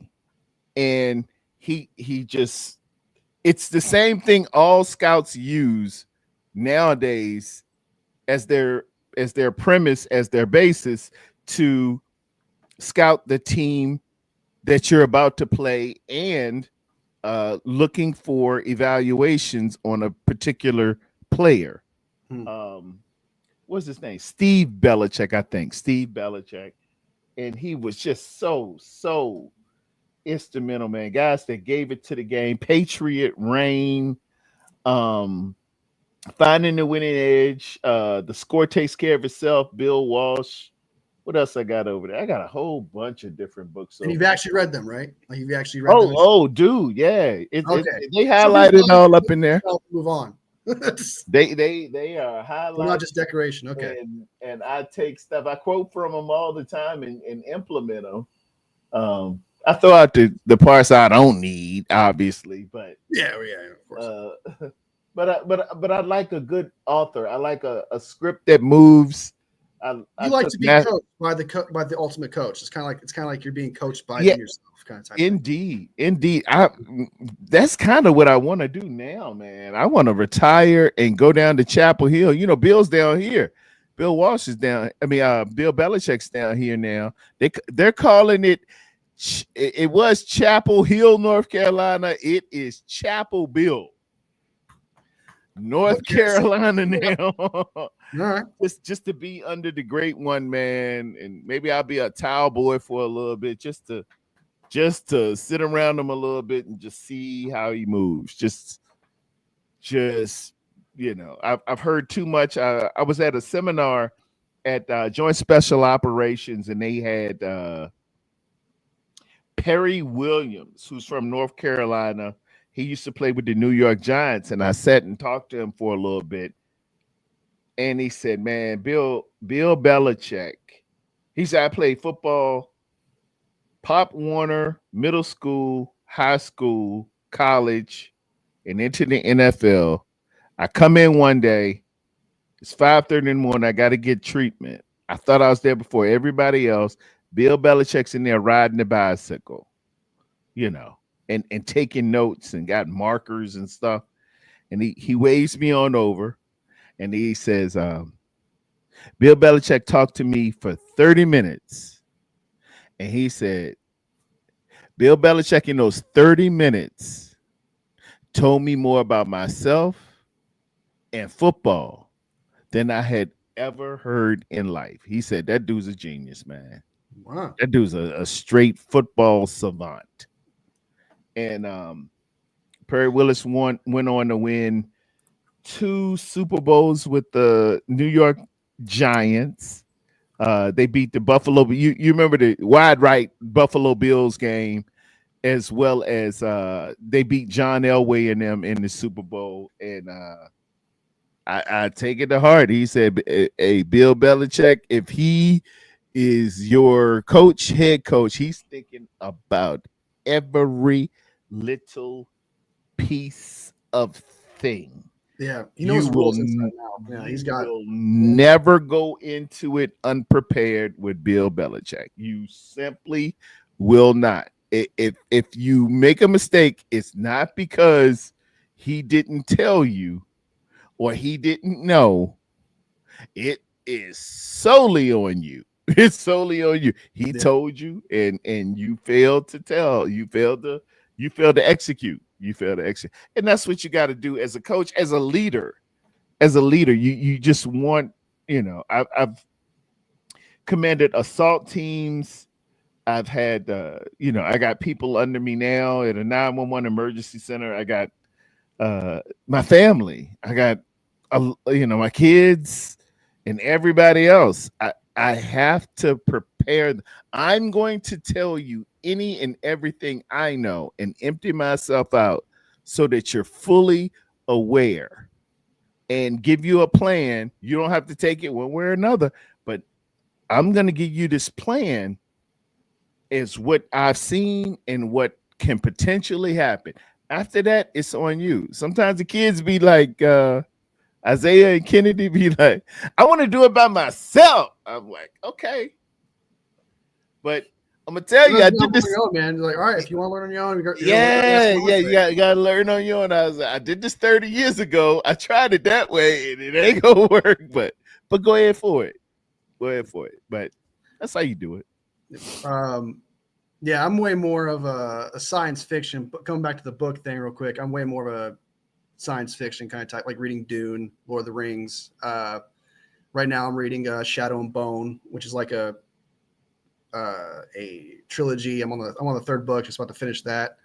The Aragon series, the Red Rising series. I'm more of a science fiction type guy because it helps me escape. Like it really takes me to a whole new world kind of type thing. That's why I like stuff like that. But I always thought about getting into biography stuff like that. I never dabbled in it. So, but I do know that I kind of want to take that ability to read and stuff like that and apply it to something I can learn from, such as coaching and stuff like that. So I do like that. And if I have any questions like that, you're definitely seem like the type of guy I would ask, like what kind of book you'd recommend. But with that, because you have what's called an innovative mind. You're looking for the next thing. Your mind needs to be expanded on the possibilities. I'm a historical guy. I like principles in what happened before, because the Bible tells me I'm a aficionado on the Bible first and foremost. It's God's word. But what's happened before. It says in Ecclesiastes, there's nothing new under the sun. Everything's repeating itself. Everything, but we changed the names and faces to keep up with time, but everything is kind of happening again. We've seen this before. It's just the old. You ever been dancing around your family? And me and Ellison can attest to this. Ellison is my cousin. He's my first cousin. My mom and his a sister. So we see Ellison. We be dancing and breaking out something new, and my uncles and them say, "Man, that ain't nothing but the old mashed potato." or that ain't nothing but the old Watusi. They ain't doing nothing but the Watusi. And it is. It's this, they the same dances. They just calling it something different now. That's all. And yeah, I do that. But I have a healthy respect for the innovators, and y'all are looking forward to the possibilities of what can happen. I just tend to stay principled in order for that to happen, this has to take place. And you have to have this. Like, gravity is not a theory, it is a law. And if you use gravity, you're gonna be able to do this because gravity always works. But you're using history as a base kind of type thing. You use as a base that you can successfully launch yourself off that base where you're like, I don't make these mistakes again, and I know where to stand on. So you'd be like, okay, so this is a lesson I've learned. For example, I could take that as I climb the ladder. I need a base of things that hold me up when it comes to because some people, obviously when history very first started, there was nothing to learn from or anything like that. So everyone was learning from not being able to learn from the mistakes. So what you were applying to is like history allows you to create that base and a strong one at that. So that way, when something new comes at you, you can be like, okay, what did I learn from that I could be like apply to this? Because there's so much that you could do perfectly from history and from like coaches, for example, helping you build that base. That's kind of, it seems like you do seem like the type of guy that wants to help others also build their base and build their gravity, as you put it, to keep them grounded so they can be like, okay, don't go off over here and overreact because of this. Look at the history of what happened when someone did overreact. Look at the history when someone did make this mistake. Now what you got to do is take that mistake and be like, okay, that clearly doesn't work. No matter how you do it. No.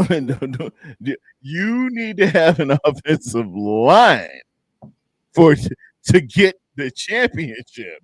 Mm-hmm. Have seen it time and time again. Don't try to do something new and play fantasy football. Maybe it could happen, but I don't know. I have never ever seen that happen.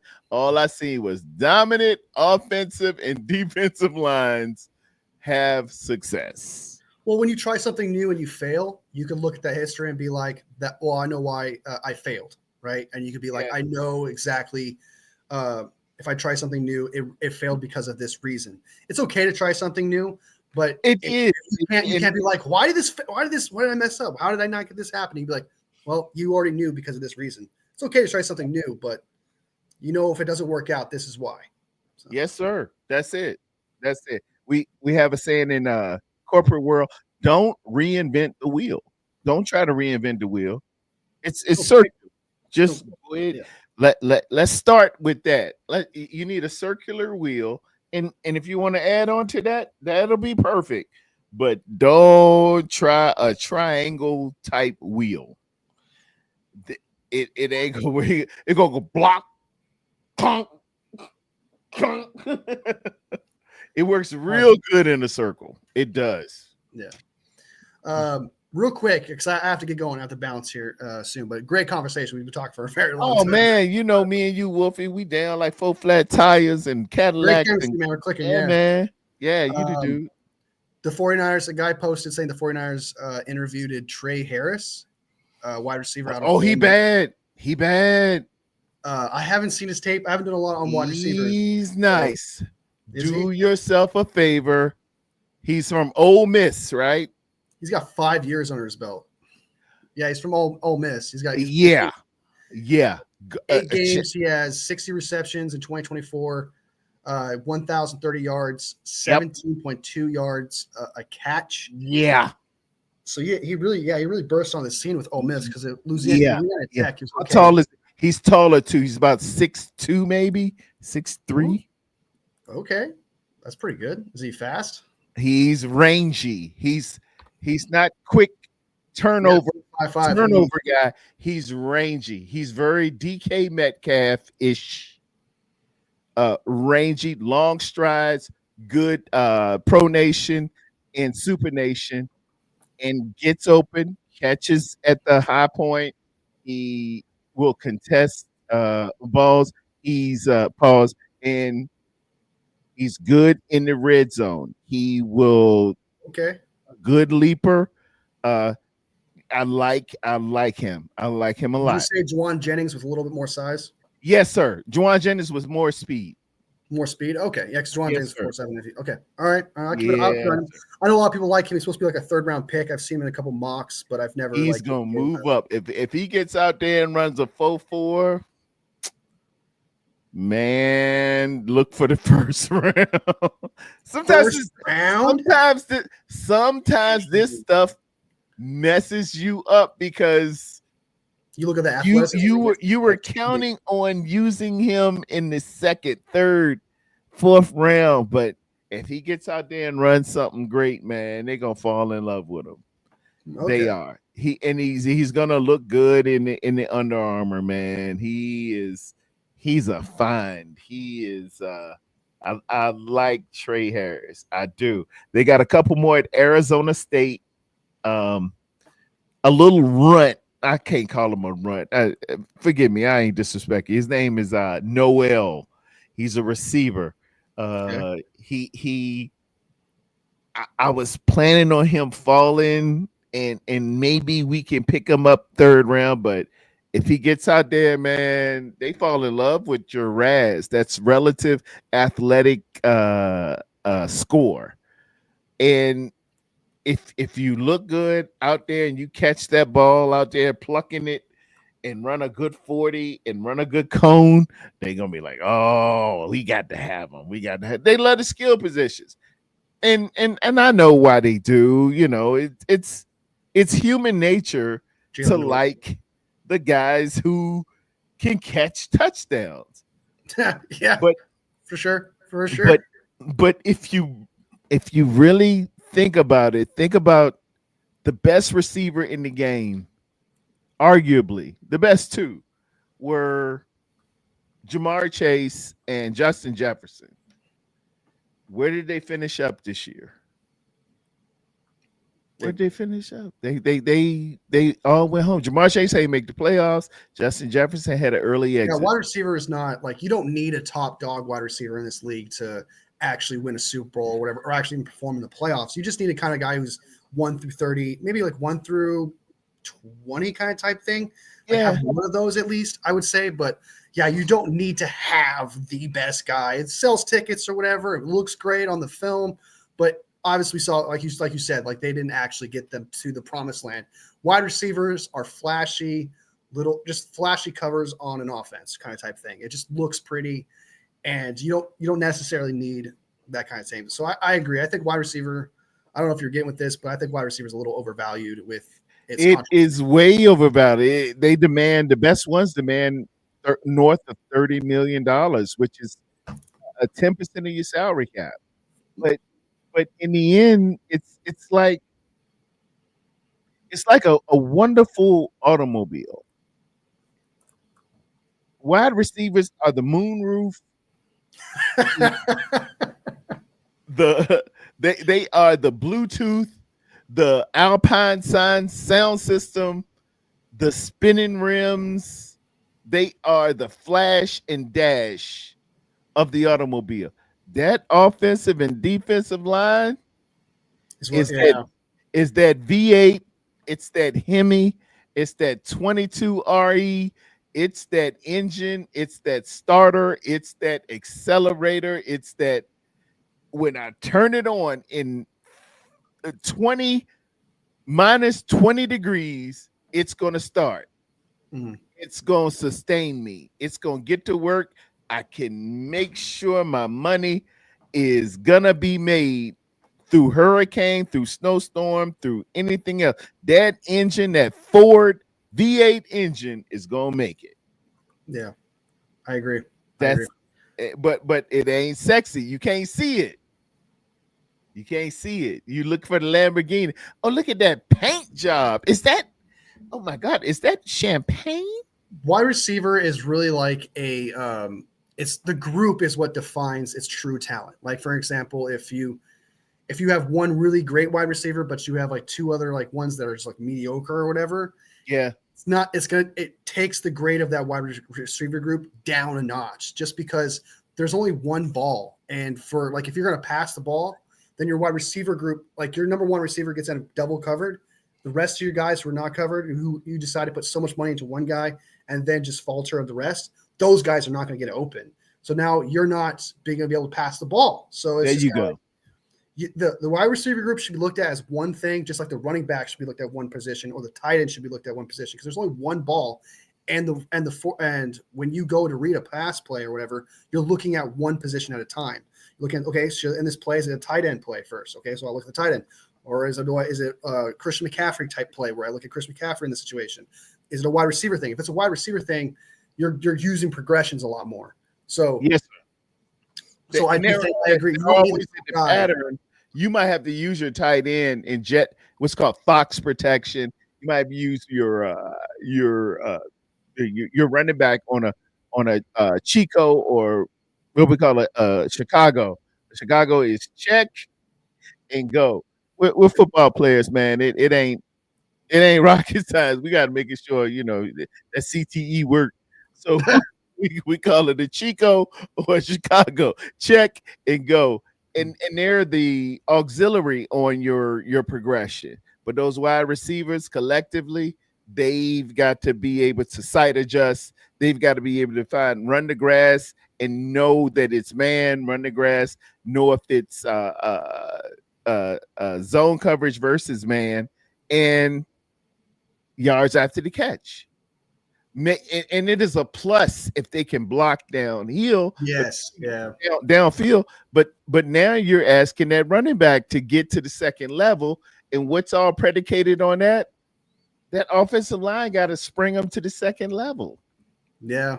Offensive line is everything. This offense will revolve around that engine. The engine's got to start first. You can't look good in that car with that moon roof, that new paint, and that Alpine sound system with Serwin Vega or Bose speakers until that car is running. Because the offensive line starts pretty much the offensive line's like the engine. It starts the play. If your engine breaks down by the time you get to the finish line, it's because your offensive line got to your quarterback and stops you from going any further. So I do agree with that. One more thing, actually, there's a lot of news just coming out right now, and I do have to get going, but I want to keep going. One more thing I want to throw out there. Apparently, Deebo Samuel is going to get traded very soon, according to this few rumors. It says this is Matthew Berry saying column will come out next week, but one rumor I've heard that they may be out of date by the time it gets published is that Deebo Samuel will get traded very soon. Multiple teams are interested in Deebo. Commanders are one of them. That's apparently one of the rumors. Uh-oh. And based on what Crazy Juice just had here say, apparently it's Texans and Commanders that are interested. Texans and Commanders, both trying to be physical teams. Adam Peters is up with the Commanders. D'Amico Ryan is with Houston. So people familiar with them want how to use him. They bring on the Deebo. Bring on the Deebo. And and sometimes you just get stale, man. It's become pervasive that everybody just Deebo ain't their cup of tea, and maybe we ain't Deebo's cup of tea, and it's just time to move on, as Jermaine Jackson would say. That's kind of how I look at it the exact same way. Like sometimes a player will no longer be good for that team, but he might be great somewhere else. Sometimes they just overstay their welcome. It's time to move on from that player just because just because he turns out to be great with the Commanders or Houston doesn't mean he was going to be great for us in 2025. He was done. He was ready. He doesn't have that motivation anymore. He needs a new chip on his shoulder. Being traded, going somewhere else with a new scenery creates a new chip on your shoulder. It's kind of like how I feel about Jake Moody is like, yes, he may be a great kicker somewhere else. He might end up being like whatever, and we should have stuck with him longer. No, because he is not playing good for us, and it's just not working out for us. So maybe it'll work out somewhere else, but sometimes that's just how it is. Like sometimes a player needs a different place, needs a different spot, needs a new chip on their shoulder, needs new motivation. And that could happen with Deebo Samuel. So even if he performs great with one of these two teams, I would be like, great for him, but he wasn't going to do that for us. And I promise you're going to hear nothing but people say, oh, we should have kept Deebo, blah, blah, blah. And it's going to drive me crazy. It's like he wasn't going to play that good for us in the first. He had his opportunity last year in 24. He had plenty of opportunities to prove that, and he couldn't do it. So he might do great with D'Amico and Commanders, but I don't see him doing good for us. So I agree with you on terms. Deebo strikes me as he's meant to be, or he feels more comfortable being the accessory and not the necessity. When you turn to him and say, okay, we got CMC, we got Kittle, we got BA, we need you to be a gadget guy. And when you are a gadget guy, man, perform. He's like, great. Okay, now we don't have BA. We don't have CMC. We need you to be the man. I don't really do that. That's the thing, though. Apparently, it's come out that he wants to be considered the number one wide receiver. Apparently, it's one of the things that came out. And it's like, you had that opportunity in 24. So what do you mean? You can't do that. That ain't his game. You're not that type of player. That ain't his game.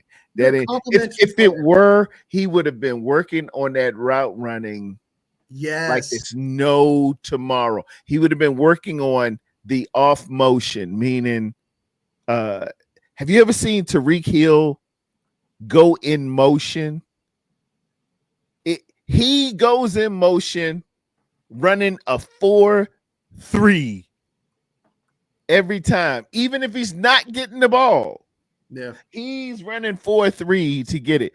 Deebo, man, if I was a defender or a defensive coordinator, I would say, look, guys, hey, check this out. If 19 or 1, whatever he's wearing, goes in motion and he's half-assing it, don't worry about it. He ain't getting the ball. It's a run. It's going somewhere else. But if he's hauling ass, I want to see everybody meeting at 19 or 1. People figure that out too. It's like he's telling the guy, man, they pick up on tendencies all the time. I was watching Julian Edelman's podcast, and he had the one that went to Detroit with the pencils in his ear all the time. Matt Patricia. He had Patricia on there, and they were talking about the sustained excellence of the Patriots. And he said how Bill Belichick would always have them looking at the most subtle of nuances, the stances, the motions, how a guy breaks the huddle, how takes it. Oh yeah, we knew that little poker. It's kind of like playing poker, man. Who's it's the tells. The tells are telling you all the time. Don't miss on the tells. It's tells. Every human nature says it's some guys break the huddle and fix their gloves. Some guys, the quarterback licking his fingers. You could tell, oh man, rabbit, that means a run. Bird, that means they throwing it, And sometimes I see it too when I watch 49ers football, and like Brock Purdy will do something. I'm like, oh, I know what this is. Like even I'm doing, I'm like, oh my God, probably they know it too. If I know it. They know. Like, they break down that film, first down, second down, third down, and where you are in the field, and they know instinctively from that formation and that motion. Oh, okay. Yeah. Yeah, and how he broke the huddle. Look at that. Yeah, he's telling. They might say the same play over and over again. The ones that are successful are the ones that just don't give it away. Do the same 100% thing effort every every single time. time. Every time. Go the same. Yep. That's you. That's it. And you're like, oh, you had me fooled on that one. And people act like it doesn't matter in lower aspects of like high school, in college, because you can out athletic your mistakes. You can Yeah. you can beat them with your athleticism. You can stand up high, dude punch you in the chest and you mush his head. But in the National Football League, brother, hey, everybody here's All American. Everybody here bench presses 225 25 times. Everybody here runs a 1-5-5 split. Everybody here, mom and dad loves them, think they the greatest thing since sliced bread. Those little subtleties give it all away. Exactly. Another thing about Debo, real quick, is that he says he wants to be a number one wide receiver. What doesn't make sense to me about that is every opportunity he's had to be a number one wide receiver, he's failed at. So, for example, last year, obviously, he had that opportunity, right? He had that whole, we knew that. There's also opportunities before that. In the Super Bowl, 11 targets, 3 receptions. You were the number one priority, number one wide receiver in the Super Bowl, and you couldn't be that. What makes you think at age 29, where you've been absolutely beaten down as a running back, that you think that you can suddenly be a number one wide receiver somewhere? We're talking about beating man. Like, he's good at zone, but that doesn't require you to have to get separation too much. You just got to find the pocket, which is not, I feel like man is a lot harder. He can't do those things. So it's weird to me that that's the reason why the Chiefs had so much success against Debo Samuels, because let's just not put him in an opportunity where he can find the bubble. Let's just be on him all the time, because we know he's not going to get that separation. We know he's not going to be able to fool anyone at all. And like you said, his nuances where he doesn't put effort into certain plays, you can tell, okay, he's not getting the ball here. He's not the number one read. He has never been a number one wide receiver. When it comes to the 2021 season, he wasn't known as a number one wide receiver when he got that. Running back, yeah. He was known as an incredible running back, jet sweep, screen guy. That's what was phenomenal about him. It was not his ability to beat man. It wasn't his ability to be a wide receiver. So it's not like he was ever that type of guy. So suddenly at age 29, after all your attempts with Kyle Shanahan's offense, you think where Brock Purdy's thrown absolute dimes, you suddenly are going to be a number one wide receiver somewhere? You suddenly are going to get faster somehow? I don't get it. I don't. He has to have some sort of people in his ear echoing something. He has to be an echo chamber, because what he did on Twitter as well. Oh yeah, he does. Whoa, just like it drives me crazy, dude. And Wolfie, you have to have I can't call it delusional, but you have to have illusions of grandeur to get to that level and to get to all pro at that level. You really got to believe some stuff that nobody else does about you. Yeah, you got to have an ego of some kind to kind of push you there. It goes beyond an ego. It's the id and the illicy of it's so audacious to know, no matter what anybody says, no matter how they say it, you have your microphone voice. Like right now, I'm saying, well, I'm just a humble content creator doing the best I can. But in my mind, I'm like, be the best. Man, I'm better than Shady McCoy. I know more than that. He ain't nothing. Right. You believe that's in your minds of mine. That's really your humbleness. I'm gonna speak out of my humbleness, but it pushes that grind to prove people wrong. You think that. Man, all I need to do is get with Sean Payton. Man, we're gonna tear it up anytime. Hey, let me know, man. I can beat anybody. I can beat anybody in the world. I can beat Usain Bolt in a 40. I'm faster than Usain Bolt. I'm better than him. That's ballsy. You have to believe. My dad told me that years ago. He said, "Do you think you can go out there and knock that tree down? If I put your helmet and shoulder pads on, do you believe you can knock that tree?" I said, "Dad, I can't knock that tree down." He said, "Well, you ain't there yet. You ain't there yet. By the time it was all over, man, that tree don't stand a chance. You better pray for that tree. I'll knock that tree over." You gotta believe that. If you don't think it, if it don't start with you, it ain't nobody else gonna believe it. Allison says that the Shannon system is designed for isn't designed for number one receiver. I disagree with that. We've seen Ayuk. When Ayuk last year in 2023, you knew he was the number one wide receiver. He saw the ball the most, I think. There was times where he obviously used Debo against the Eagles in 2023, and it was effective at that point. But I do disagree. I do think that there is a clear wide receiver one in this kind of type offense. Maybe I feel like a lot of people might disagree with me also and agree with Ellison here. But I know Ayuk's number one, right? I know that. I know that last year in 2024, they tried to make him the number one, but he ended up not playing as well, and he got hurt all the time. We were as fans. I remember as fans, like, you need to spread the ball, guys. Throw it to Juwan Jennings. Throw it to Kittle. That's why Kittle's not getting the ball as much as he should. That's why Juwan Jennings doesn't see the ball as much as he should. It's because they have Ayuk be the number one wide receiver and try to get him the ball. And while CMC is the number one running back and trying to get him the ball. So he uses his number one running back, CMC, and he uses his number one wide receiver in Ayuk and has the rest of the guys be more complimentary. That's how I look at it. And also it helps when Brock Purdy's able to read the progressions. So like and I think that's what Ellison is saying. In a Shanahan offense, he builds it to get it to who is open based on the read. And he says he's already got the hot built in.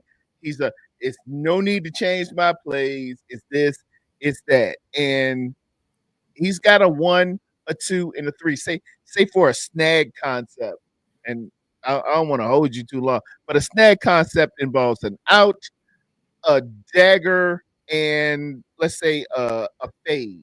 It's a triangle, and you're looking at the triangle, right? And Brock's read has to be the strong safety to that side because it's the 3 receiver side loaded on that side. Your strong safety should be there. If the strong safety goes deep, then we're going to the bottom. If the strong safety comes to the bottom, we're going up top. If the strong safety cuts in, we're going to the out. And he makes it so that just run your route. Brock will make a decision, and he's going to go to whomever is in that 1, 2, 3. Brock's superpower is he can process and see where you're going quicker than a lot of other people. Yeah. The problem we're running into is the league has figured out Shanahan's offense against zone. So what they did was switch it around and go man. I can man up against these receivers. The Chiefs, I think it goes back to Baltimore. When we played Baltimore Christmas night, they manned up against us. Now it's incumbent upon Kyle to come up with the man beaters, which are out there. And I've been banging the table saying, go to man beaters. Those include rubs. I wish I could show this as well. The great what's his name? The one that got in trouble down in Jacksonville. Urban Meyer. Urban Meyer clearly said these are his principles for beating man coverage. He says, make them run into 2 stems, at a minimum 2 stems, meaning if you got double slants, make a guy run through that traffic, and it will create so many openings for you. It'll be like falling off a log. Kyle simply will not do it. Isn't Kyle, that a pick play though? Isn't that Kyle like you can't do that, right? Isn't that a pick play? no, it can You be can't done. force. If you look back at the quarterback and act as if I thought you were throwing me the ball, it's not a rub. It's not a pick.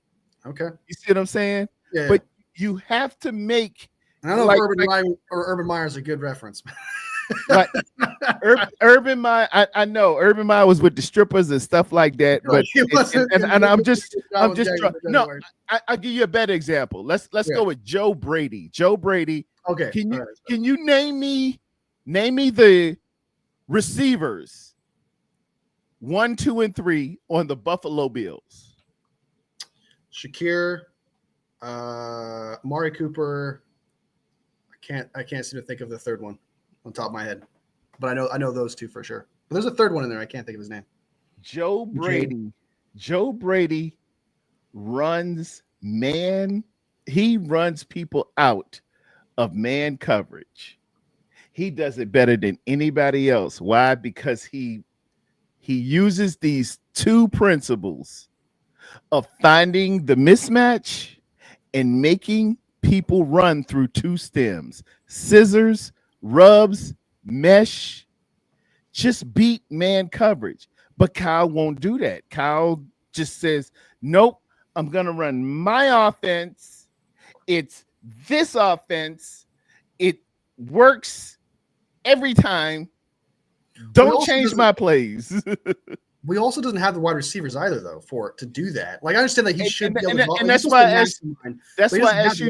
That's why I asked you to try to name the Buffalo wide receivers. They're not that good, but But if you look at their separation numbers, man, Josh Allen was hitting wide open people. He was hitting wide open people. You don't need these wide receivers with these big names. You need a scheme to just beat man coverage. Brock can already beat the zone coverage because you know to run the grass. But we need somebody to just run rub routes. And we did it against Chicago. We did it against Dallas. But then when other teams, upper echelon teams, man us up and they have the personnel to man us up, you got to create separation. To benefit Brock Purdy here, though, like when a play breaks down, right, and he's scrambling, it becomes man at that point because a lot of people are just like, he's scrambling to left or right, so it becomes man. He's throwing dots in those situations, so you know that Brock Purdy can throw it in man coverage. And just that scheme where some players can get open or have an opportunity to get into that window. But I agree, there's not enough. There's not enough man beaters on this offense. There's not enough man beaters in the scheme. I agree with you on that. I do agree. Brock gets C+, B- grades on scrambling out of it. He gets A+ against zone coverage. We need him A+ against man. When we get Brock A+ against man coverage, game over. Game over. Game over. Game over. And I do think that match. I just a real quick comment. I got bouncer actually right now, but I do think that this year is going to be different. I think based on the vibe I'm seeing, there has been a real look in the mirror from this coaching staff, not from just Kyle Shanahan's standpoint, from John Lynch's standpoint. There's been a huge. It's almost as if like he sees like the fans. Like I expressed this a long time ago. The fans and the coaching staff and the entire 49ers have never been on more common ground.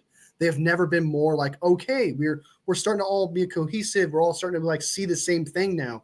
Yeah. And I kind of get that vibe from Kyle where he's kind of understanding now that his offense is not as good and he has to adapt now. I think last year was a blessing in disguise in a lot of ways where it was a wake-up call for him. And I think I see that. I truly do. But we'll see obviously when based on draft who we get for wide receivers, for example. We have Pearsall now and Ayuk if he can come back in time to be the guy. You have two man beaters right there, right? Can he work with them and make it work? We'll see, but I do think that Kyle Shanahan has opened his eyes a little bit, and the fandom in the 49ers front office is just, we just see eye to eye at this point. I've been impressed. And the seat needs to heat up a little bit, and Kyle needs to get out of his way. Kyle, if he doesn't make the playoffs, it's Kyle is that schedule. Kyle has what's called a Davisonian approach. I'm gonna do it my way, and you're gonna love me, Jennifer Holiday, and you're gonna love me. No, man, it's principles out there that we've all conquered. To beat man coverage, run mesh, run rubs, run stems. Don't reinvent this wheel. Yeah, that's it. No doubt. All right, man. This was a great conversation. I appreciate you, man. This was dope. Thank you so much, Wolfie. Hey, cool. Y'all subscribe, like, and subscribe to my man Wolfie. We're gonna be doing more together. I'm crazy about this guy. I got to get his movie Rolodex up. We will do that as well. Shout out to Wolfie. Thank you so much for tuning in, man. Movie stream or something. Yeah, I got to get him a subscription to Netflix or Prime or something. He in here doing whatever, man. I appreciate it, Wolfie, man. Thanks, man. Finally, we hooked up. We've been talking about it about a month, so we good. I had a blast, brother. This was actually a great conversation. A lot longer than I expected it to. So that means good chemistry, good conversation. It was good. That's what's I'm going on 4 hours. This is my second one today. First one got pushed down because I had Brock on. And they said, "Hey, you running too much Brock. Too much Brock, dude." You making too many points. Yeah, right. We're trying to make him a top 10 to top 15 quarterback. Stop that. Yeah. Wait a minute here. Who's this guy? All right, brother. Hey, bro. Have a good one, man. God bless you. My man Wolfie, man. Y'all give up Wolfie. What my round of applause at? Wolfie been trying to do this for a minute, man. He's a good dude. He is really a good dude. We got to work on his movies, though. Hey, you know how Tarrerdome go. We gotta have the movies. We simply gotta have the movies. I appreciate y'all hanging out with me 3 hours and 42 minutes, 36 seconds on my second one. I see it's 28 of you watching. Please like and subscribe. About 9 away from 400. Let's try to get it up to 500. My girl Red Jet Shell in that billing, man. She says, great show. 8 subs away from 400. Y'all get me some subs. I'm just trying to hit that 400. Obviously, YouTube didn't like my Brock Purdy presentation. I will try to do something a little bit better. But I got off a couple of my stats about Brock Purdy, man. It was a tumultuous year. It was considered his worst year, but if you think about it in terms of his productivity, man, Brock Purdy had to get down with a lot of obstacles. You had Ricky P getting shot. When the wind blew, Ricky P out there whistling. Amen. I'm sorry, Ricky P. I'm glad you all right, man. I was praying for you tonight. It happened, but I'm your boy, so I got to mess with you now. When the wind blow, you whistle. Brandon Ayuk with his tragic injury, which is, football's a rough game, and you're gonna get hurt, but you don't want to get injured. There's a difference. Check out the program with James Conn, the late great James Conn. And BA got injured. Debo didn't really get down like we thought he would. CMC was coming off an injury. He gave us maybe 4 games, 5 games, maybe CMC did. I can't remember. I remember him against Buffalo. That's when he went down again. I remember Tampa. I can't even recollect. And then the offensive line, Brendel out there, man. At one time, Brendel was 39th in a 32 team league as far as centers. You only have one offensive center. You only have one center, and he 39th in the league. He put it together a little bit, and he got up to 31. But dude, come on, 31 out of 32 teams, and then Banks, Big Bank Hank. I'm here, I'm there. I'm Big Bank Hank. I'm everywhere. Big Banks, man. Banks can go ahead on. My point being, Brock had to do it with a lot of adversity, and it all fell on him. It all fell on him, regardless of the circumstance, regardless of the situation. He had to flourish, and the man still put up 3,880 yards. He was 136. So that's 38, 20 something. I forgot what it is. I know he was just shy of 4,000 yards. And I showed y'all the graphic, man. And in 20 plus passes, he was third in the league. In 30 plus passes, those are air yards. He was number one. And he still made it happen. True, he threw some interceptions, but they came out of empty sets on first down. Empty sets on first down? How you going empty on first down? Just get 3.5 yards a carry. Just get 3.5 yards on a first down. Just line up, get foot to foot, run ISO, run running back. Just a tush push. Just win first down. But we out here trying to act like we going for broke on first down. He threw 12 interceptions all year. 6 of them were on first down in the middle of the field. Of those 6 were, I think, 2 or 3. I got the numbers here. I'll run them at a later date. Some of this stuff has to be on our head coach.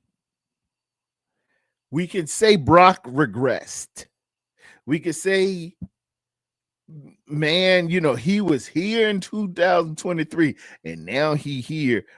But guys, we got to put in and add in to this factor in the algebra that he had to deal with some adversities, regardless if it was Trent Williams with his tragedy or hey, even on the other side, on our defense, Travarius Ward, God bless him. He lost his kids. And you got Devondre Campbell who quit and stuff like that, all types of stuff. A field goal kicker missing field goals. We got to bring in other people. And on offense itself, man, Debo just, I ain't gonna put my mouth on Debo bad. I love Debo. I do. I really, really do, because he was so instrumental when I traveled up there to Green Bay that night. It was one guy coming with it, man. Pause. And that was Debo Samuels. He's done too much for us for me to really dog him and stuff like that. Because I know I've been cheering him on, and to a man, other fans for said teams like the Dallas Cowboys, for said teams like the Commanders, they want, or they have hinted, man, I wish we had Debo. I wish we had Debo. And that was in years past. And, maybe it's over. But I'm just not one to dog people that have done something for me, that have made me feel good. I can't do it. I can't do it. And if greener pastures go on, if they are for Debo, hey, let them have it.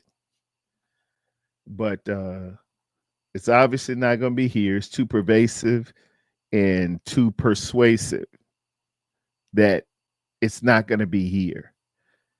BA with his injuries, yet Brock still made it happen.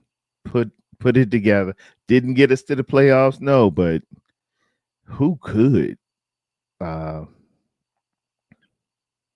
Everybody's searching for a hero and wants this wonderful quarterback who can win without an offensive line, win with shot and injured wide receivers, make everybody better, and do it with a bunch of bums with no system, who can draw it up in the dirt and just run and jump over everybody, stiff arm everybody. And that's not coming. It's inconceivable. It's inconceivable. That doesn't exist. But, this kind of was an ode to them. I want to thank each and every one of y'all. Y'all stuck with me today, man. Red Jet Shell out here holding me down. Thank you so much. She's still saying like and share on the way out. We about to tip out. Bad boy, gonna creep out tonight. Doom, doom, gonna tip out her window. Y'all don't know about Luther. Y'all work with Wolfie, ladies and gentlemen. Wolfie ain't watched much of no movies, so we got a lot to it's a lot of canvas to paint on that picture. Amen.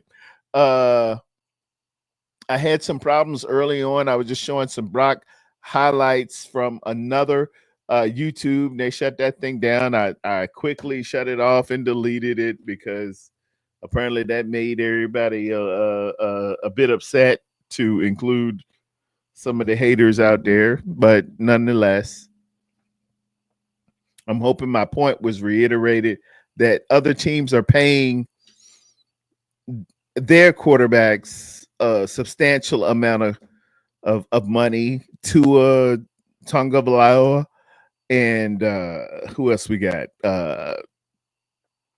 Justin Herbert. Sunshine, Trevor Lawrence, Dak Prescott, and these people ain't even took you to 2 wins in the playoff, much less a championship game, much less a Super Bowl, much less tied with the greatest quarterback of this era in said Super Bowl, and had less turnovers than he did. But I get these haters coming at me talking about he ain't this and he ain't that. Well, I just tried to show you why he is. And I hope I did. And if I didn't, I'm asking my Golden Domers, go regurgitate, resuscitate, and say these facts that I have laid before you. I don't think a lot of them could have done it. I really don't. We had Sam Darnold here in San Francisco for a whole season, and he couldn't take Brock Purdy's place. He got his happy ass on a plane to Minnesota, just like Nate Sudfeld. Jimmy Garoppolo, he was here. We could have signed him back up. He got his ass on a plane to Las Vegas. Trey Lance, he was here, and he got his ass on a plane to Dallas. Go ahead and bring me another one. It'll be just like sparring partners with Mike Tyson in 1987. We'll knock him out and send him somewhere else too. You coming in here, you're going to be a backup, you're going to shut up, and you're going to listen. That's how we roll. This quarterback been looking for him, been searching since 2017. Nobody can run Kyle's offense more efficiently and with greater vigor and with greater success and optimally like Brock Richard Purdy. We done had the contest. And then if you say it's Kyle's system, anybody can do it. Like you sound like Cyrus on the Warriors. It's them. It's the Warriors. It's the Warriors. It's not. It's not. If that's the case, when Brock Purdy went down, it was January 25th, 2023. He went down to Philadelphia with a torn UCL. If anybody could get in there and throw it like that, we would have had another championship. Because he went down. He was out. But we brought in who? Josh Johnson, right? Josh Jackson, Josh Johnson. I don't even know the guy's name. And what did he do? He got beat up and put out the game too. So we've had these social experiments.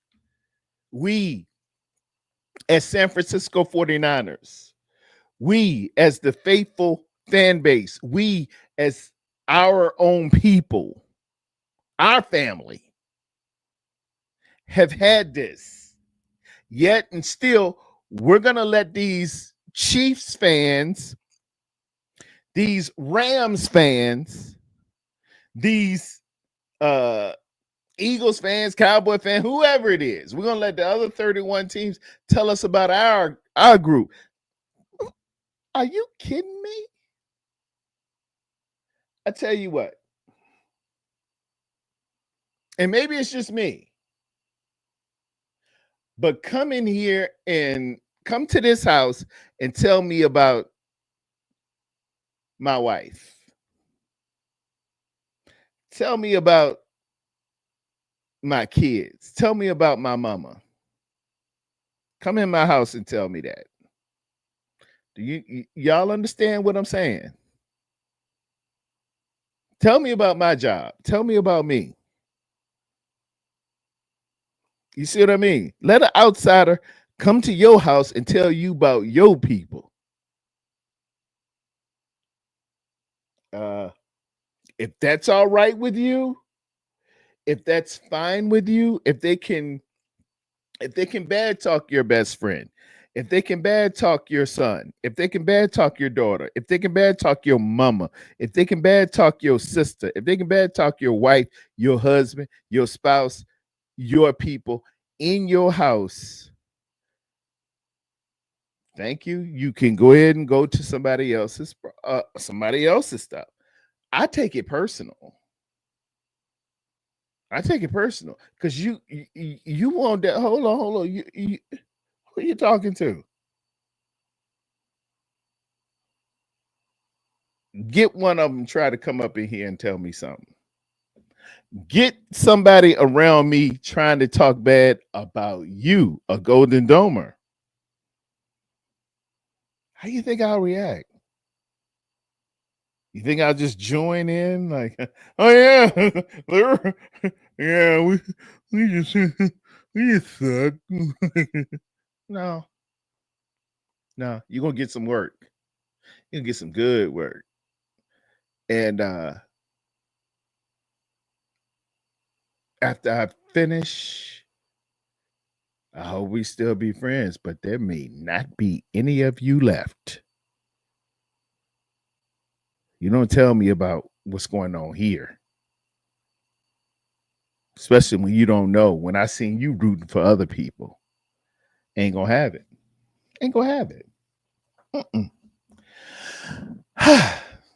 Now, I've gotten that out. I want to thank each and every one of you Golden Domers for participating today in, I think it was 2 shows. This one is right at 3:59 and 34 seconds. I'm going to end it at 4. Right at 4. Remember, everyone, we walk by faith and not by sight. In Jesus' name, amen. I'll be talking to each and every one of you soon. Thank you so much. God bless. Hit a like, spread the word. Tarrerdome is in business. We out.